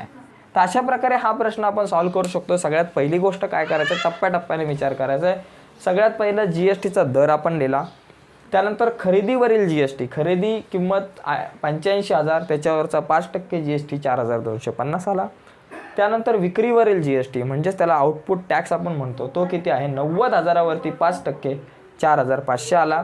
आणि देय GST आपल्याला काढायचा या ठिकाणी. देय GST म्हणजे त्यांना किती रुपये GST भरावा लागेल तो काढण्यासाठी आपण काय केलं, आउटपुट टॅक्स वजा input tax credit. Output tax किती 4,500 आणि वजा इनपुट टॅक्स क्रेडिट 4,250. 4,500 मधून 4,250 गेलं तर फक्त 250 रुपये राहिले. हा 250 रुपये म्हणजे श्रीमती मल्होत्रा यांना भरावा लागणारा GST आहे. एकदम सिंपल आहे. आता चौथा प्रश्न यामधला काय आहे की x अधिक y बरोबर 0. चौथा प्रश्न बघू, जो पहिल्या प्रकरणामधला आहे. 2 चलातील रेषीय समीकरणे ह्या पहिल्या प्रकरणातला आहे. खूप इम्पॉर्टंट आहे, सोपा आहे. बघा x अधिक y बरोबर 0 आणि 2x वजा y बरोबर 9 ही समीकरणे आलेख पद्धतीने सोडवायची. समीकरणे सोडवण्याच्या 3 पद्धती आपल्याकडे आहेत. एक तर डायरेक्ट मेथड आहे, दुसरी आलेख पद्धत आहे आणि तिसरी क्रेमरचा पद्धत. आता आलेख पद्धतीने ज्यावेळेस आपण समीकरणं सोडवतो म्हणजे काय, x अधिक y बरोबर 0 याचा एक आलेख काढायचा. आलेख म्हणजे एक रेष असते. 2x वजा y बरोबर 9चा एक आलेख काढायचा म्हणजे त्याची एक रेष असते. आणि ह्या दोन्ही आलेखांचे जे छेदनबिंदू असतात त्याचे निर्देशक म्हणजे आपलं उत्तर. आता ते आलेख काढण्यासाठी x अधिक y बरोबर 0चा आलेख काढण्यासाठी एक सारणी तयार करावी लागते. आता आलेख काढण्यासाठी आपण सारण्या तयार करू. पहिला काय करू, x अधिक y बरोबर 0चा आलेख काढू. त्याच्यासाठी एक सारणी तयार करू अशी. ओके, ती सारणीमध्ये पहिला x असतो, मग y असतो आणि मग x आणि y असतो. ओके, आता बघा ही सारणी तयार करताना लक्षात घ्यायचं मित्रांनो, आपलं समीकरण काय आहे की x अधिक y बरोबर 0 याचा आलेख काढण्यासाठी याची सारणी करू. दोन्ही सारण्या काढाव्या लागतील. मग पहिलं काय करायचं, याच्यामध्ये yच्या स्वरूपात लिहायचं. y बरोबर x अधिक आहे बरोबर चिन्हाच्या पलीकडे गेले वजा x. yच्या स्वरूपात समीकरण लिहायचं. x बरोबर अधिक आहेत तर बरोबर चिन्हाच्या पलीकडे गेले वजा. आता xच्या किमती मनाने घ्यायच्या. 1 2 3 4 5 6 मनाने घेऊ शकता. आता या समीकरणाचा वापर करून yच्या किमती काढायच्यात. आता yच्या किमती मला काढायच्यात. बघा, जर x बरोबर 1 असेल तर y बरोबर काय असतं, वजा x असतं. y बरोबर वजा x आणि वजा x ची किंमत किती, 1. किती आलं, 1 वजा 1. मग x बरोबर 1 तर y बरोबर वजा 1. तसंच x बरोबर 2 तर y बरोबर काय, वजा x असतो, वजा 2, कारण x ची किंमत 2 आहे. x बरोबर 2 तर y बरोबर वजा 2. आणि त्याचबरोबर x बरोबर 3 तर y बरोबर किती, वजा x असतो आणि वजा x ची किंमत किती, 3, वजा 3. म्हणजे इथं 3 बिंदू मिळाले. 1 वजा 1, 2 वजा 2 आणि 3 वजा 3. म्हणजे x बरोबर 1 असेल तर y बरोबर वजा 1, x बरोबर 2 असेल तर y बरोबर वजा 2 आणि x बरोबर 3 असेल तर y बरोबर वजा 3. म्हणजे ही पहिली सारणी झाली. आता दुसऱ्या सुद्धा आलेखाची सारणी काढायची. दुसऱ्या सुद्धा समीकरणाची सारणी तयार करून घ्यायची आणि मग आलेख काढायचा. दुसरं समीकरण काय आहे, 2x वजा त्याची सारणी तयार करण्यासाठी मी इथं पहिले लिहितो बाबा. x आहे, त्यानंतर y आहे, नंतर x आणि y आहे. ओके, बघा या ठिकाणी xच्या किमती आता इथे पण आपण मनाने घेऊ.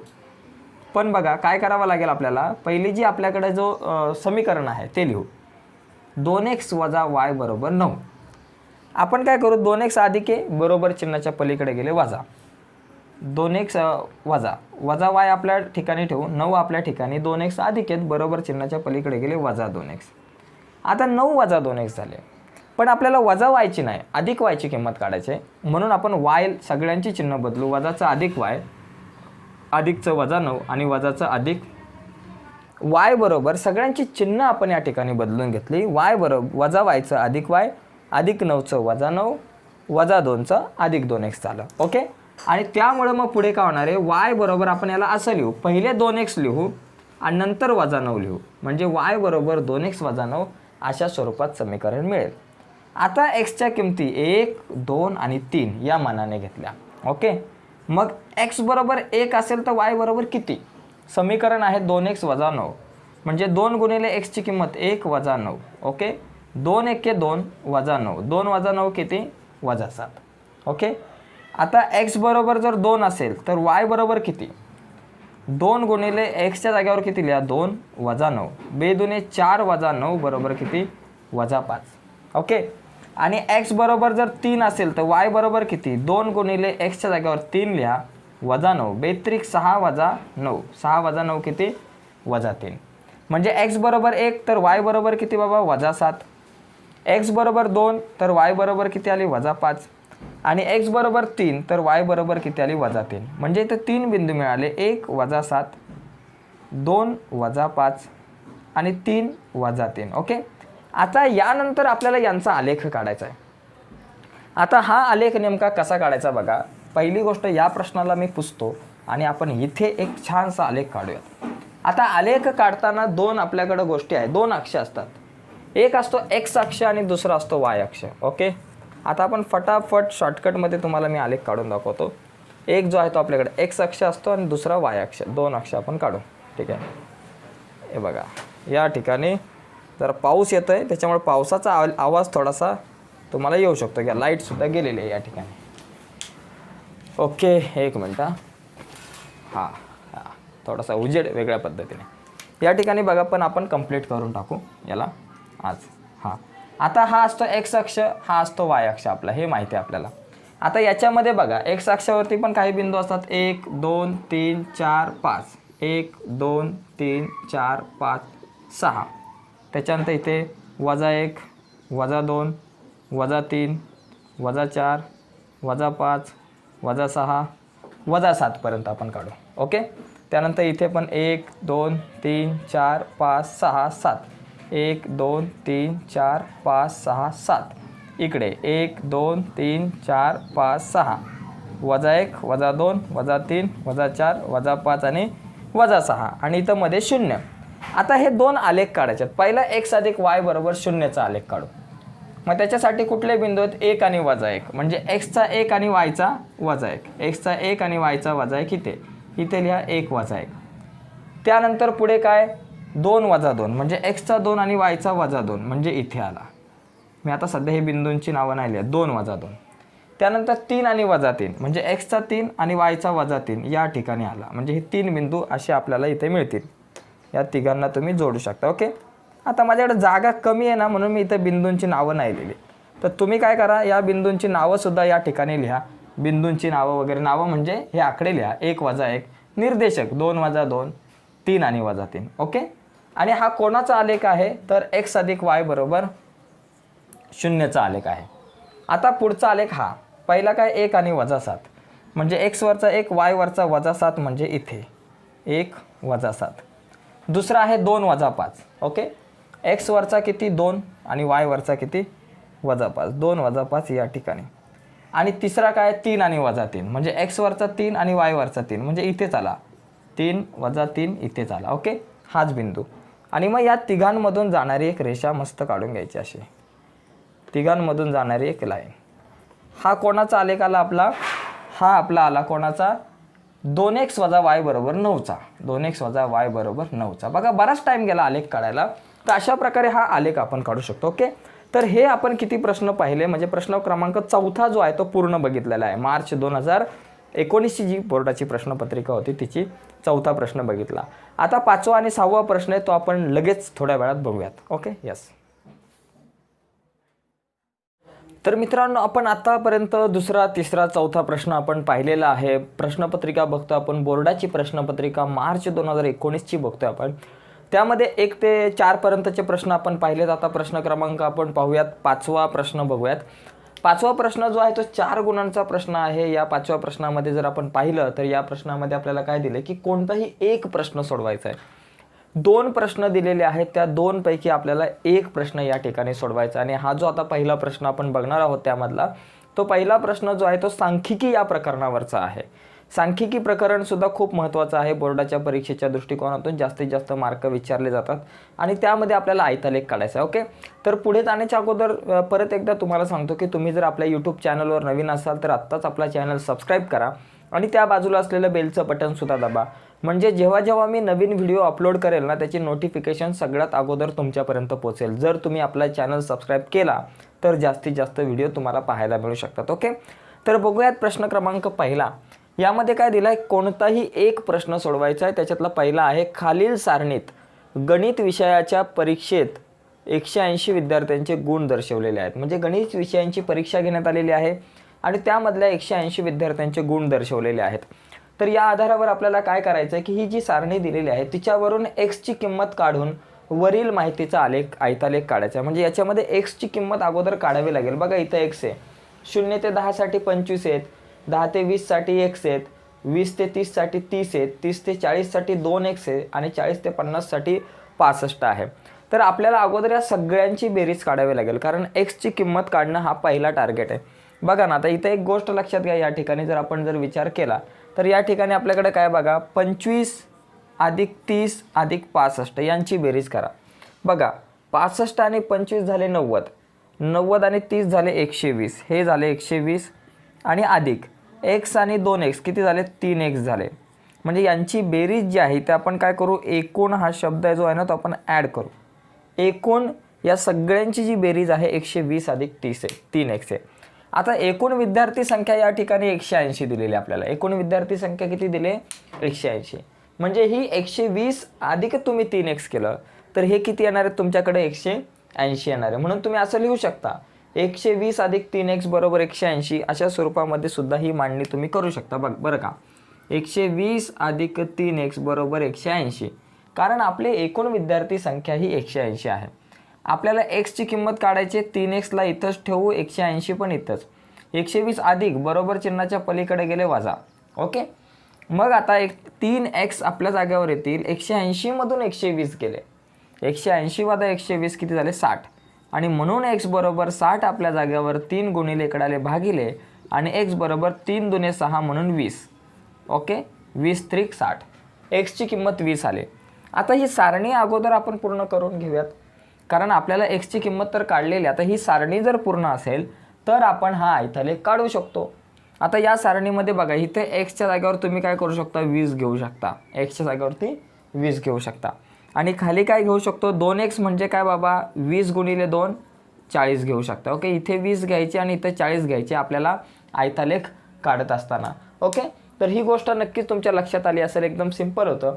आपल्याकडे विद्यार्थी संख्या जी दिलेली आहे ती काय आहे, 25 आहे, x आहे, 30 आहे, 20 आहे आणि 65 आहे. 2x आहे आणि 65 आहे, अशा स्वरूपामध्ये दिली होती.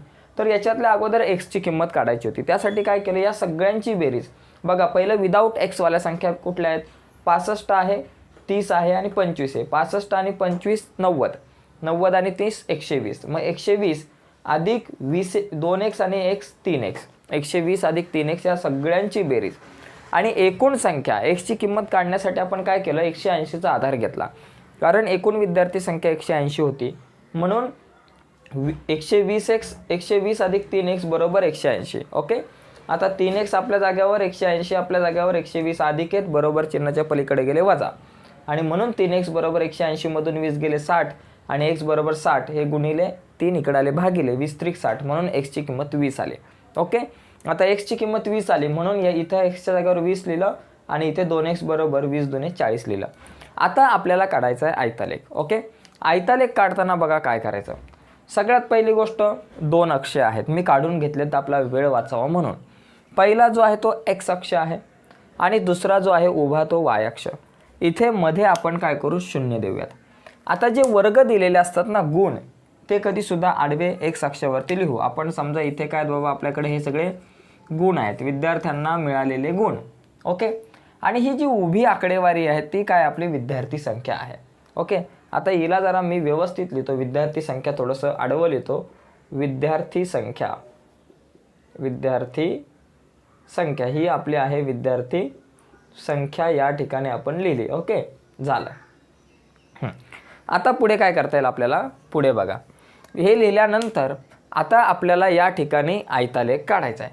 पण त्या अगोदर प्रमाण लिहा. प्रमाण पण लिहिणं गरजेचं आहे, कारण प्रमाण नाही लिहिलं तर प्रॉब्लेम होऊ शकतो. एक्स अक्षावर, आता प्रमाण एक्स अक्षावर काय बाबा, 1 सेमी म्हणजे तुम्ही 10-10चा टप्प्याने जाता ना पुढे, 10-10-10 वाढत गेलेत. 1 सेमी बरोबर 10 गुण, बरोबर ना. तुमच्याकडं एक्स अक्षावर काय, 1 सेमी म्हणजे 10 गुण. आणि वाय अक्षावरती काय आहे, वाय अक्षावर 1 सेमी, वाय अक्षावर काय विद्यार्थी संख्या आहे, म्हणून 1 सेमी बरोबर 10 विद्यार्थी झाला. कारण कधी कधी काय होतं की तुम्ही हे लिहत नाही, प्रमाण नाही लिहत. प्रमाण न लिहिल्यामुळे सुद्धा बऱ्याचदा आपले मार्क कट होऊ शकतात, कॅन्सल होऊ शकतात. आता हा आयतालेख आपण नेमका कसा काढणार बघा. या ठिकाणी ही जी सारणी आपल्याकडे आहे, या सारणीचा वापर आपल्याला करायचा आहे आयतालेख काढण्यासाठी. ओके, तर तोच आयतालेख आता आपण काढू. सगळ्यात पहिली गोष्ट 0 ते 10 साठी किती, 25 आहेत. 0 ते 10 साठी आपल्याकडं 25 विद्यार्थी आहेत. म्हणून आपण काय करू, 25 कुठं आलं, 20 आणि 30च्या मध्ये, म्हणजे इथे कुठेतरी येणार आपले 25. मग इथून आपण असा हा स्तंभ काढणार. ओके, 25च्या जोडीला झाला, एकदम इझी आहे. पुढचा आपल्याकडे काय मुद्दा आहे, पुढे आपल्याला काय करायचं आहे की 10 ते 20 साठी किती, 20 आहेत. 20 कुठं आपले इथे, 10 ते 20 साठी 20 इथे आहेत, म्हणून अंदाजे आपण इथे अशा प्रकारे काढू. त्यानंतर पुढे काय, 20 ते 30 साठी आपल्याकडे किती आहे, त्या ठिकाणी 30 आहेत. 20 ते 30 साठी 30 म्हणजे थोडंसं वरती जावं लागणार आहे. इथे इथून असं वर गेलो. ओके, हा झाला 30च्या लाईनीमध्ये. त्यानंतर आपल्याकडे पुढे काय, 30 ते 40 साठी किती आहेत, 40 आहेत. 30 ते 40 साठी या ठिकाणी 40 म्हणजे आणखी थोडंसं वर जावं लागणार आहे. तर हे स्तंभ काढणं एकदम इझी असतं, सोपं असतं, आयतालेख खूप सोपं आहे. आणि त्यानंतर 40 ते 50 साठी 65 आहे. 65 म्हणजे एकदम वरती जावं लागणार आपल्याला. 70 आणि 60च्या मध्ये, 60 आणि 70च्या मध्ये आपला 65. ओके, हा एक एक्स्ट्रा आलेला आहे आपल्याकडे इथे, पुढे काही हरकत नाही, होते. तर अशा प्रकारे आपण काय करू शकतो, हा जो आहे आयतालेख जो आहे, हा आपण आयतालेख काढू शकतो. तर एकदम इझी आहे आयतालेख काढणं, नक्की समजलं असेल तुम्हाला. तर सुरुवातीला ही सारणी, बऱ्याचदा सारणीच दिली जाते, एक्सची किंमत वगैरे काढायची नव्हती, 4 गुणांसाठी प्रश्न विचारला गेला होता, त्यामुळे कदाचित एवढं डिटेल्समध्ये आहे. तर 5व्या प्रश्नात 2 प्रश्न आहेत, मी सांगितलं होतं. आणखी एक प्रश्न आहे, तो वर्ग समीकरणावर आधारित आहे, शाब्दिक गणित आहे, खूप इंटरेस्टिंग आहे. तर बघूयात आपण ते, ओके, थोड्याच वेळात. आता हा 2 नंबरचा जो प्रश्न आहे, दुसरा जो प्रश्न आहे या ठिकाणी, हे शाब्दिक गणित आहे. एक शाब्दिक गणित ज्यावेळेस तुम्ही सोडवता बघा, दुसरा प्रश्न आहे शाब्दिक गणित आहे, वर्ग समीकरणे प्रकरणावर आधारित आहे. तर हे शाब्दिक गणित सोडवत असताना मित्रांनो लक्षात घ्यायचं की सगळ्यात अगोदर हे गणित नीट वाचून घ्यायचं आहे, वाचायचंय, समजून घ्यायचं. आणि समजल्यानंतर आपल्याला काय करायचं असतं की त्याच्यामध्ये काही समीकरणं तयार करायची असतात, आणि ती तयार केलेली समीकरणं सोडवायची असतात, आणि सोडवल्यानंतर आपलं उत्तर काढायचं असतं. तर एकदम इझी असतात. लक्षात घ्या, प्रश्न सुरुवातीला आपण हा नीट वाचून घेऊयात, समजून घेऊयात, आणि नंतर मग आपण काय करू, सोडवूयात. ओके, आणि जर प्रश्नच जर आपल्याला समजला नाही तर त्याचं उत्तर आपल्याला काढता येणार नाही. त्यामुळे प्रश्न काळजीपूर्वक वाचणं खूप गरजेचं आहे. बघा, आपण वाचूयात प्रश्न.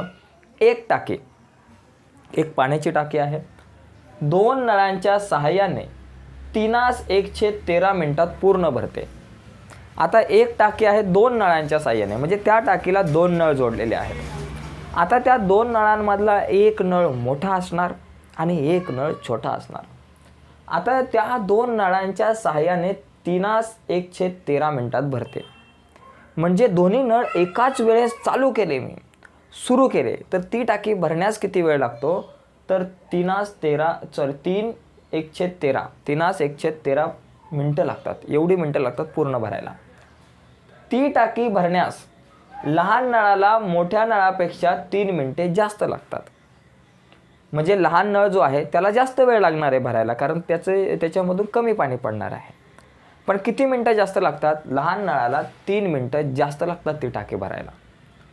तर प्रत्येक नळाने ती टाकी पूर्ण भरण्यास किती मिनटे लागतील, म्हणजे फक्त लहान नळ चालू केला तर ती टाकी भरायला किती वेळ लागणार आहे, आणि फक्त मोठा नळ चालू केला तर ती टाकी भरायला किती वेळ लागणार आहे, या गोष्टी आपल्याला काढायच्यात. ओके, तर 2 नळ या ठिकाणी आहेत, एक मोठा नळ आहे आणि एक लहान नळ आहे. तर आपल्याला काय करावं लागणार आहे, मोठा नळ जो आहे त्याने पाण्याची टाकी भरण्यास x मिनिटे लागतात असं आपण मानू, आणि मग लहान नळाने ती टाकी भरण्यास किती वेळ लागतो बाबा, 3 मिनिटे जास्त लागतात, म्हणजे x अधिक 3 मिनिटे लागतात असं काढू. आणि मग दोघांची बेरीज, दोन्ही वेळांची जी बेरीज आहे ती किती आहे, कारण दोघांनी मिळून 3:113 मिनटं लागतात. आता इथं हा एक प्रॉब्लेम आहे, तुम्ही म्हणाल हे मिनटं असे का दिलेले आहेत. बघा, हा अपूर्णांक, समजा तुमच्याकडे एखादा अपूर्णांक आला 4:1/2 म्हणजे 4.5, याला तुम्ही कसं लिहू शकता, अशा प्रकारे बघा या दोघांचा गुणाकार करायचा असतो. 4 दुने 8 आणि 1 4 दुने 8 आणि अधिक 1 भागिले 2. 8 अधिक 1 किती 9 भागिले 2 अशा स्वरूपात लिहू शकतो. मग याला सुद्धा आपण काय करू अशा स्वरूपामध्ये लिहून घ्यायचं आणि नंतर मग आपण सोडूयात. ओके. तर आता आपण प्रत्यक्ष प्रश्नाचं उत्तर सोडवायला जाऊ. बघा मुद्दा काय की आपण काय करू, समजा मोठ्या नळाने टाकी पूर्ण भरण्यास x मिनिटे लागतात. ठीक आहे. मोठ्या नळाने लागणारा वेळ, टाकी भरण्यास लागणारा वेळ बरं का किती बाबा, बरोबर x मिनिटे. x मिनिटे आपण म्हणू. आणि म्हणून लहान नळाने टाकी भरण्यास लागणारा वेळ तो किती असणार आहे, x अधिक 3 मिनिटे. कारण लहान नळाने टाकी भरण्यास मोठ्या नळापेक्षा किती वेळ जास्त लागतो, 3 मिनिटे जास्त लागतात. म्हणून x अधिक 3 लिहिले, पुढे मिनिटं तुम्ही लिहू शकताय. आत्ता पुढे इथं काय दिले, एक टाकी 2 नळांच्या सहाय्याने 1/13 मिनिटात भरते. ओके. दोन्ही नळांच्या सहाय्याने लागणारा वेळ तो किती दिलाय बाबा, बरोबर 13/1/3. आता याला आपण अपूर्णांकात व्यवस्थित लिहूयात. 13 गुणिले 3 39. 39 आणि 1 बरोबर 13 त्रिक 39 अधिक 1 भागिले 3. 39 आणि 1 किती, 40 भागिले 3. ओके. आता इथं जी अट आहे त्यानुसार समीकरण तयार करताना एक गोष्ट लक्षात ठेवायची, इथं मिस्टेक होणार आहे. दोन्ही नळ एकाच वेळेस चालू केले तर टाकी भरण्यास किती वेळ लागतो, 40/30. 40/3 मिनिटे लागतात. 40/3. मी काहीतरी चुकीचं लिहिलेलं आहे, कारण काय झालं इथं 3 आहे आणि खाली 13 आहे. ओके. खाली 13 आहे. 13 त्रिक 39 अधिक 1 भागिले 13 येईल, म्हणजे 40/13 मिनिटे लागतात. आता इथे एक गंमत अशी आहे मित्रांनो की बाबा दोघांनी मिळून दोन्ही नळ एकाच वेळेस चालू केल्यावर एवढा टाईम लागतो 40/13. म्हणजे या दोघांच्या वेळांची बेरीज करावी लागेल, बरोबर 40/13 येणार आहे. पण ही बेरीज करत असताना वेळेची आणि दिवसांची बेरीज करत असताना वयांची बेरीज आपण सरळ लिहिली असते, पण वेळेंची आणि दिवसांची बेरीज करताना मित्रांनो काय करायचं, उलटे लिहायचे आकडे, सगळे उलटे. म्हणजे 1/x, एक्सच्या उलटा व्यस्त संख्या, एक्सच्या उलटा 1/x, x अधिक 3च्या उलटा 1/x अधिक 3 आणि 40/13च्या उलटं 13/40 अशा स्वरूपात लिहायचं. बघा म्हणून 1/x अधिक 1/x अधिक 3 बरोबर 40/13च्या उलटे 13/40. ओके. आता कॅल्क्युलेशन करून इथं समीकरण तयार करा आणि ते सोडवा. बघा काय करणार, तिरकस गुणाकार. 1 गुणिले x अधिक 3 x अधिक 3 अधिक x गुणिले 1 x भागिले x आपल्या जाग्यावर आणि x अधिक 3 यांचा गुणाकार, या दोघांचा गुणाकार बरं का, तिरकस गुणाकार करतो ना आपण. x अधिक 1 गुणिले x अधिक 3 गुणिले 1 x अधिक 3 आणि x गुणिले 1 x भागिले x गुणिले x अधिक 3 बरोबर 13/40. आपल्या जागेवर इथं काय धक्का लावू शकणार नाही आपण. आता पुढे काय होणार, हा x आणि हा x किती झाले, 2x अधिक हा 3 एकटा आपल्या जागेवर भागिले x गुणिले x चा वर्ग अधिक x गुणिले 3 3x बरोबर 13/40 आपल्या जागेवर. ओके. आता तिरकस गुणाकार करू, या दोघांचा गुणाकार बरोबर या दोघांचा. पहिला काय करू, 13 गुणिले x वर्ग अधिक 3x. बघा 13 गुणिले x वर्ग अधिक 3x, मी स्लो जातोय पण समजेल असं. आणि 40 गुणिले बरोबर 40 गुणिले 2x अधिक 3 2x अधिक 3. आता बघा 13 गुणिले x वर्ग 13x वर्ग अधिक 13 त्रिक 39x 4 दुने 8 म्हणजे इथं आले 80x आणि अधिक हा 3 40 त्रिक 120. ओके. आता इथं एक वर्ग समीकरण तयार झालं, याला सामान्य रूपात आणा आणि मग सोडवा. मग सगळ्यांना एका बाजूला घेऊ. 13x वर्ग आपल्या जाग्यावर अधिक 39x आपल्या जाग्यावर 180x अधिक इकडे आले वजा 80x 80x अधिक आहे तिकडे आले वजा 120 अधिक इकडे आले वजा 120 बरोबर 0. आता काय होईल, 13x वर्ग आपल्या जाग्यावर 39 वजा 80 39x मधून 80x गेले, 39 मधून 80 जात नाही. 80तून 39 गेले 41x आणि वजा 41x आणि हे वजा 120 आपल्या जागेवर बरोबर 0. आता हे वर्ग समीकरण सोडवण्यासाठी आपल्याला काय करायचं आहे, गुणाकार 120 गुणिले 13 पाहिजे. किती पाहिजे गुणाकार? 120 गुणिले 13. बघा या ठिकाणी आपण जर विचार केला तर 120 आणि 13 यांचा जो गुणाकार येणार आहे 120 गुणिले 13 या दोन संख्यांचा जेवढा गुणाकार येणार आहे तेवढा गुणाकार आपला आला पाहिजे. ओके. आणि वजा बाकी 41 पाहिजे. तर एवढ्या मोठ्या संख्येचे अवयव कसे पाडायचे बघा. 120 म्हणजे किती? 40 गुणिले 3 120 आणि गुणिले हे 13. ओके. त्यानंतर परत आपण काय करू शकतो 20 40चा जर विचार केला तर 40 काय 8 पंचे 40 8 गुणिले 5 40 आणि गुणिले 3 गुणिले 13. बरं का. असं आपल्याला काय करावं लागणार आहे, छोटे छोटे अवयव पाडावं लागणार आहे. आपण जास्त काय नाही केलं. 120चे अवयव किती बाबा? 40 गुणिले 3 केलं 13 आपल्या जागेवर. परत 3 गुणिले 13 आपल्या जागेवर 40चे अवयव पाडले 8 पंचे 40. आता इथे बघा ना एक सेटिंग बघा अशी करू शकतो 5 गुणिले 3 13. आता या चौघांचा गुणाकार किती येणार आहे? जो गुणाकार 120 गुणिले 13चा येणार आहे तोच येणार आहे. आता 8 त्रिक 5 13 गुणिले 5 किती? 65 आणि गुणिले 8 त्रिक 24. आता बघा 65 गुणिले 24चा गुणाकार किती येणार? जो या चौघांचा येणार आहे, जो या तिघांचा येणार आहे आणि जो या दोघांचा येणार आहे. या सगळ्यांचा गुणाकार एकच येणार आहे. आणि 65 आणि 24 बघा 65 मधून 24 गेले ना तर तुम्हाला 41 मिळणार आहे. बरं का. म्हणजे गुणाकार किती पाहिजे होता? 13 गुणिले 120 केल्यावरती जेवढा गुणाकार, आता 13 गुणिले 12 केल्यानंतर 13 गुणिले 120 केल्यावरती जो गुणाकार येतो तोच गुणाकार 65 आणि 24चा येणार आहे. आणि 65 आणि 24ची वजाबाकी 41 येते. म्हणून आपण काय करू 65x अधिक 65x आणि वजा 24x घेऊ. ओके. सॉरी वजा 65x आणि अधिक 24x, कारण मोठ्या संख्येला वजा देऊ कारण 41च्या अगोदर वजा आहे. एक गोष्ट इथं तुम्हाला लक्षात ठेवावी लागेल की वर्ग समीकरण कसं सोडवायचं याच्यावरती आपण सराव संच 2.2 मध्ये स्पेशल चर्चा केली. तर सराव संच 2.2 तुम्ही बघून घ्या आपल्या यूट्यूब चॅनलवरती, त्याच्यावरती व्हिडिओ आपण बनवलेले आहे. आता आपण काय करू 13x वर्ग आपल्या जागेवर वजा 41xच्या ऐवजी हे वजा 65x आणि अधिक 24x लिहू. वजा 120 बरोबर 0 आपल्या जागेवर. ओके. त्यानंतर आता हे दोघे जण आणि हे दोघे जण यांच्यातून काहीतरी कॉमन निघेल. 13 एके 13 13 पंचे 65 म्हणजे या दोघांतून 13 तर कॉमन निघेल आणि त्याचबरोबर x पण कॉमन निघणार कारण दोन्हीकडे x पण आहे. आणि कंसात 13 बाहेर आले x वर्गातला x बाहेर आला फक्त x राहिला.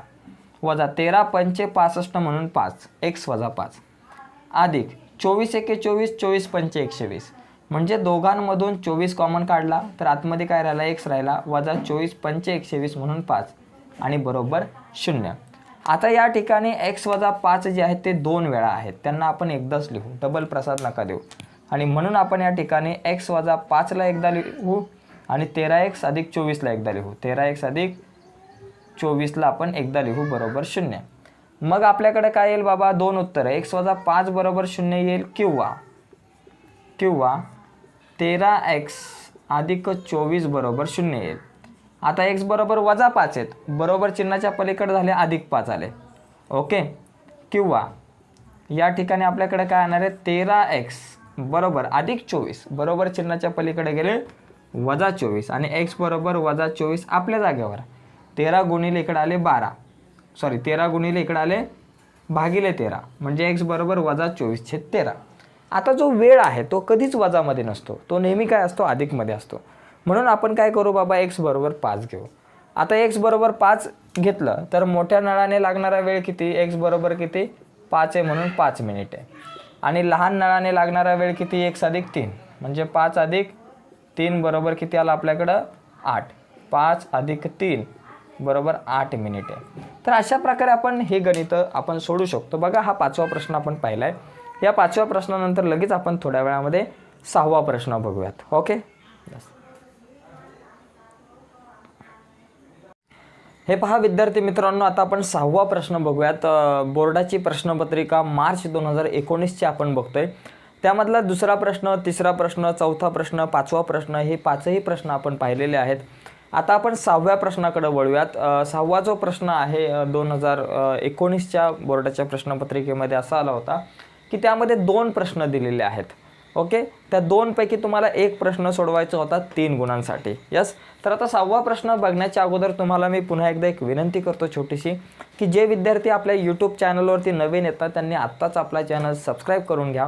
आणि नुसताच सबस्क्राईब करू नका, त्या बाजूला असलेलं बेलचं बटनसुद्धा दाबा, म्हणजे मी अपलोड केलेल्या प्रत्येक नवीन व्हिडिओची नोटिफिकेशन सगळ्यात अगोदर तुमच्यापर्यंत पोहोचेल आणि तुम्ही घरी बसून गणित विषयाचं अध्ययन एकदम फ्रीमध्ये करू शकताय. आणि आपल्या व्हिडिओला लाईक करायला विसरू नका. तर चला आपण बघूयात इयत्ता 10वी गणित भाग 1ची बोर्डाची प्रश्नपत्रिका जी आहे त्यामधला 6वा प्रश्न. ओके, 6वा प्रश्न काय आहे की 6व्यातला पहिला आहे ax अधिक by बरोबर 9 आणि bx अधिक ay बरोबर 5 या रेषांच्या छेदनबिंदूचे निर्देशक 3 आणि -4 असतील तर a व b यांच्या किमती काढा. हे पहा, थोडासा बाजूला पाऊस येतोय त्यामुळे कदाचित त्या पावसाचा आवाज जास्त येईल, पत्र्याचा आवाज येईल, पण त्याच्याकडे दुर्लक्ष करा आणि माझ्या आवाजाकडे लक्ष द्या. ओके, बघा या ठिकाणी आपण काय करू, इथे आपल्याला काय दिलं आहे, इथे 3 आणि 1 हे 2 काय आहेत, निर्देशक दिलेले आहेत बिंदूचे. ओके, हे 2 निर्देशक आपल्याला या ठिकाणी दिलेले आहेत. तर आपण या ठिकाणी काय करू, हे 2 निर्देशक जे आहेत बिंदूचे 3 + 1 याचा अर्थ काय असतो, x आणि y हे निर्देशक असतात. ओके, याचा अर्थ आपल्याकडं x बरोबर काय आहे, 3 आहे आणि y बरोबर आपल्याकडं आहे -1 आहे. मग 3 आणि -1 म्हणजे xच्या जागेवरती 3 घ्यायचं आणि yच्या जागेवरती -1 घ्यायचं, बाकी काहीच करायचं नाही. आपल्याकडे 2 इक्वेशन आहे. पहिलं इक्वेशन काय बाबा, ax अधिक by बरोबर 9. बघा, ax अधिक by बरोबर 9. यामध्ये xच्या जागेवर आपण 3 लिहू आणि yच्या जागेवर आपण -1 लिहू, म्हणजे आपले समीकरण तयार होईल. xच्या जागेवरती मग a गुणिले xच्या जागेवरती 3 लिहा आणि अधिक b गुणिले yच्या जागेवर -1 लिहा आणि बरोबर 9 जसेच्या तसे. आता बघा, 3 गुणिले a 3a, b गुणिले -1 वजा b बरोबर 9, समीकरण नंबर 1. म्हणजे हे समीकरण a आणि b च्या स्वरूपात तयार झालं. तसंच दुसरं समीकरण तयार करू, bx अधिक ay बरोबर 5.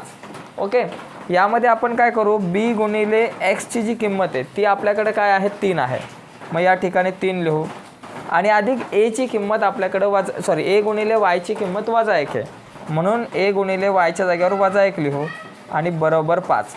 आता 3 गुणिले b 3b आणि त्यानंतर आपल्याकडे येणारे अधिक आणि a गुणिले -1 काय झालं, -a बरोबर 5.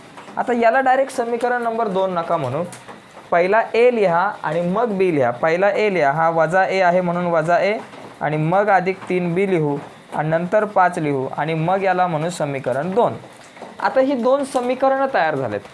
आता या 2 समीकरणांना जर तुम्ही सोडवलं तर डायरेक्टली तुम्हाला काय मिळणार आहे, a आणि b ची किंमत मिळणार आहे. एकदम इझी आहे. आता या 2 समीकरणांना सोडवण्यासाठी आपल्याला काय करावं लागणार आहे की कोणाचा सहगुणक समान आहे हे चेक करावं लागणार आहे. आता इथे बघा, a चा सहगुणक खाली -a आहे, वरती 3 आहे, -1 आहे आणि वर 3 आहे, म्हणजे a चा सहगुणक समान नाही आहे.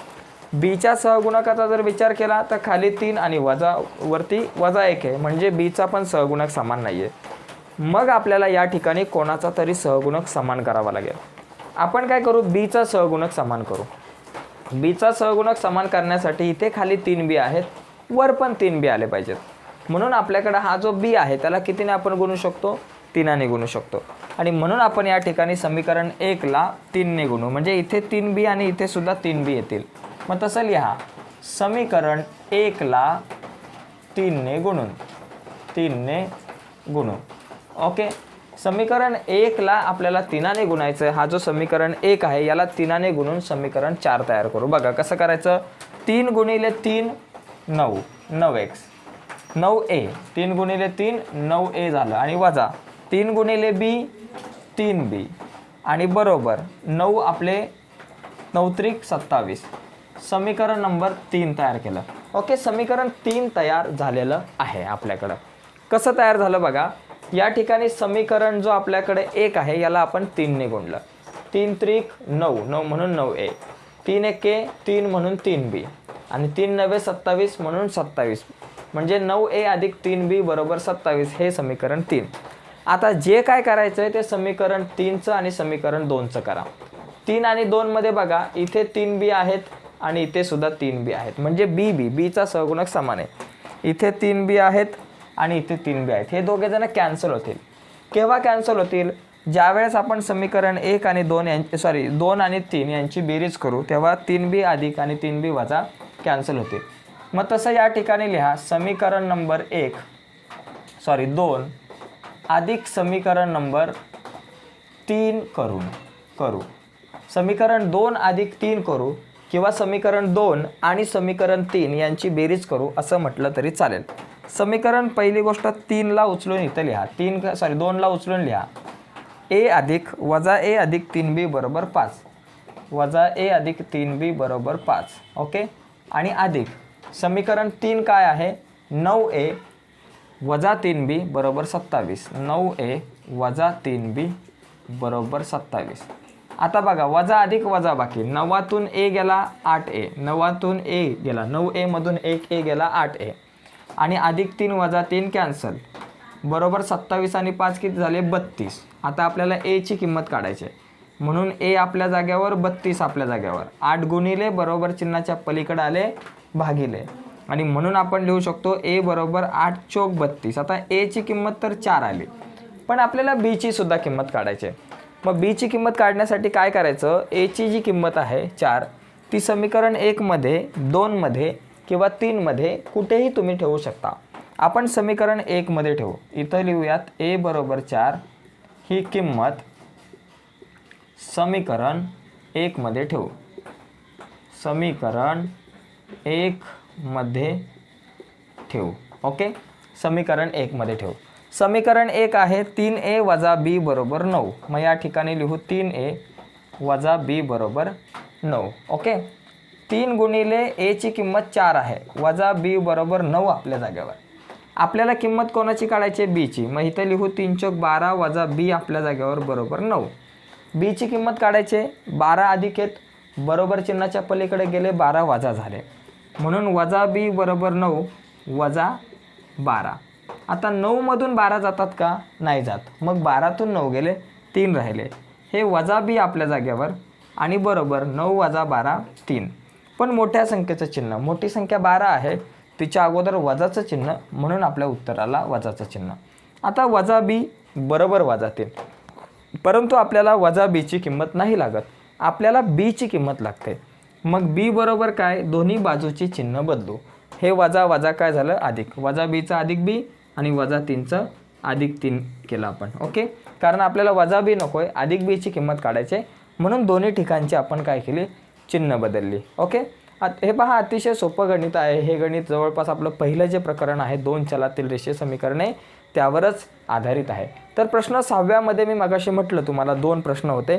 त्यामधला पहिला प्रश्न झालेला आहे. दुसरा प्रश्न जो आहे तो पूर्णपणे सांख्यिकी या प्रकरणावर आधारित आहे. तो दुसरा प्रश्न जो आहे आपण एकदम छोटाच प्रश्न आहे. आता आपण बघूयात आपण कम्प्युटरवरती तो प्रश्न बघूयात त्याच्यावरती चर्चा करूयात. परंतु तो प्रश्न बघण्याच्या अगोदर आपण तो प्रश्न बघितल्यानंतर लगेच व्हिडिओ आपली स्टॉप होईल.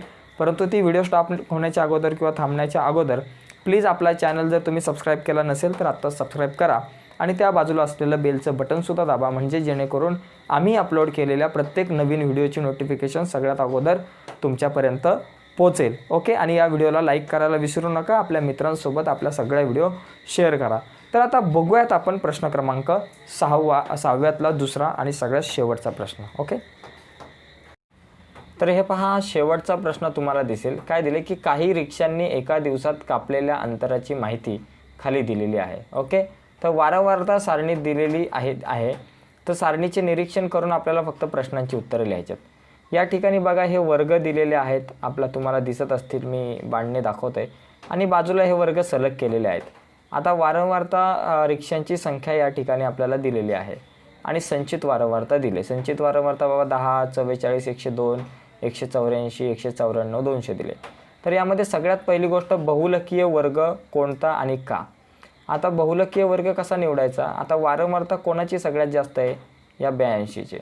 इथे वारंवारता सगळ्यात जास्त आहे बरोबर ना. म्हणजे वारंवारता सगळ्यात जास्त आहे म्हणून बहुलकीय वर्ग काय झाला? हा बहुलकीय म्हणजे ज्याची वारंवारता जास्त म्हणून 74.5 आणि 79.5 74.5 ते 79.5 हा या ठिकाणी काय झाला? आपला बहुलकीय वर्ग झाला.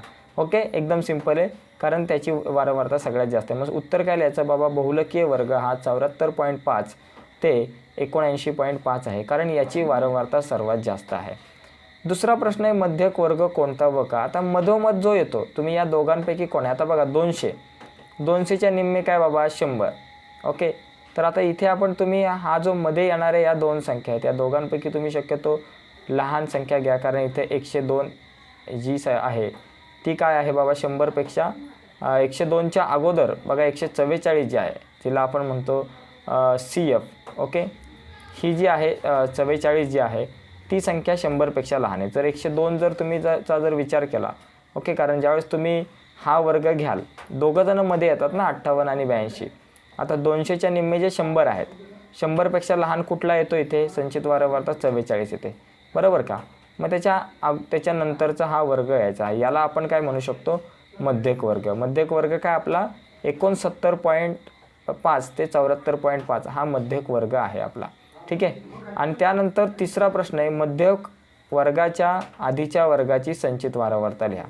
आता हा मध्यक वर्ग आहे, मग त्याची संचित वारंवारता किती आधीच्या वर्गाची, ही 44, ही 44 उत्तर आहे. आणि त्यानंतर मध्यक काढण्यासाठी वर्गांतर लिहा. शेवटचा प्रश्न आहे, मध्यक काढण्यासाठी वर्गांतर. आता वर्गांतर म्हणजे दोन वर्गांमधलं अंतर, म्हणजे 69मधून 64 जर गेले किंवा 74मधून 69 जर गेले तर किती राहिले 5.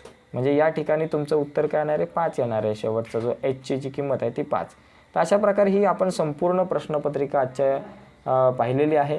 तर नक्कीच व्हिडिओ आवडले असेल तर आपल्या या यूट्यूब चॅनलला सबस्क्राईब करायला विसरू नका. आजच्यासाठी एवढंच, धन्यवाद.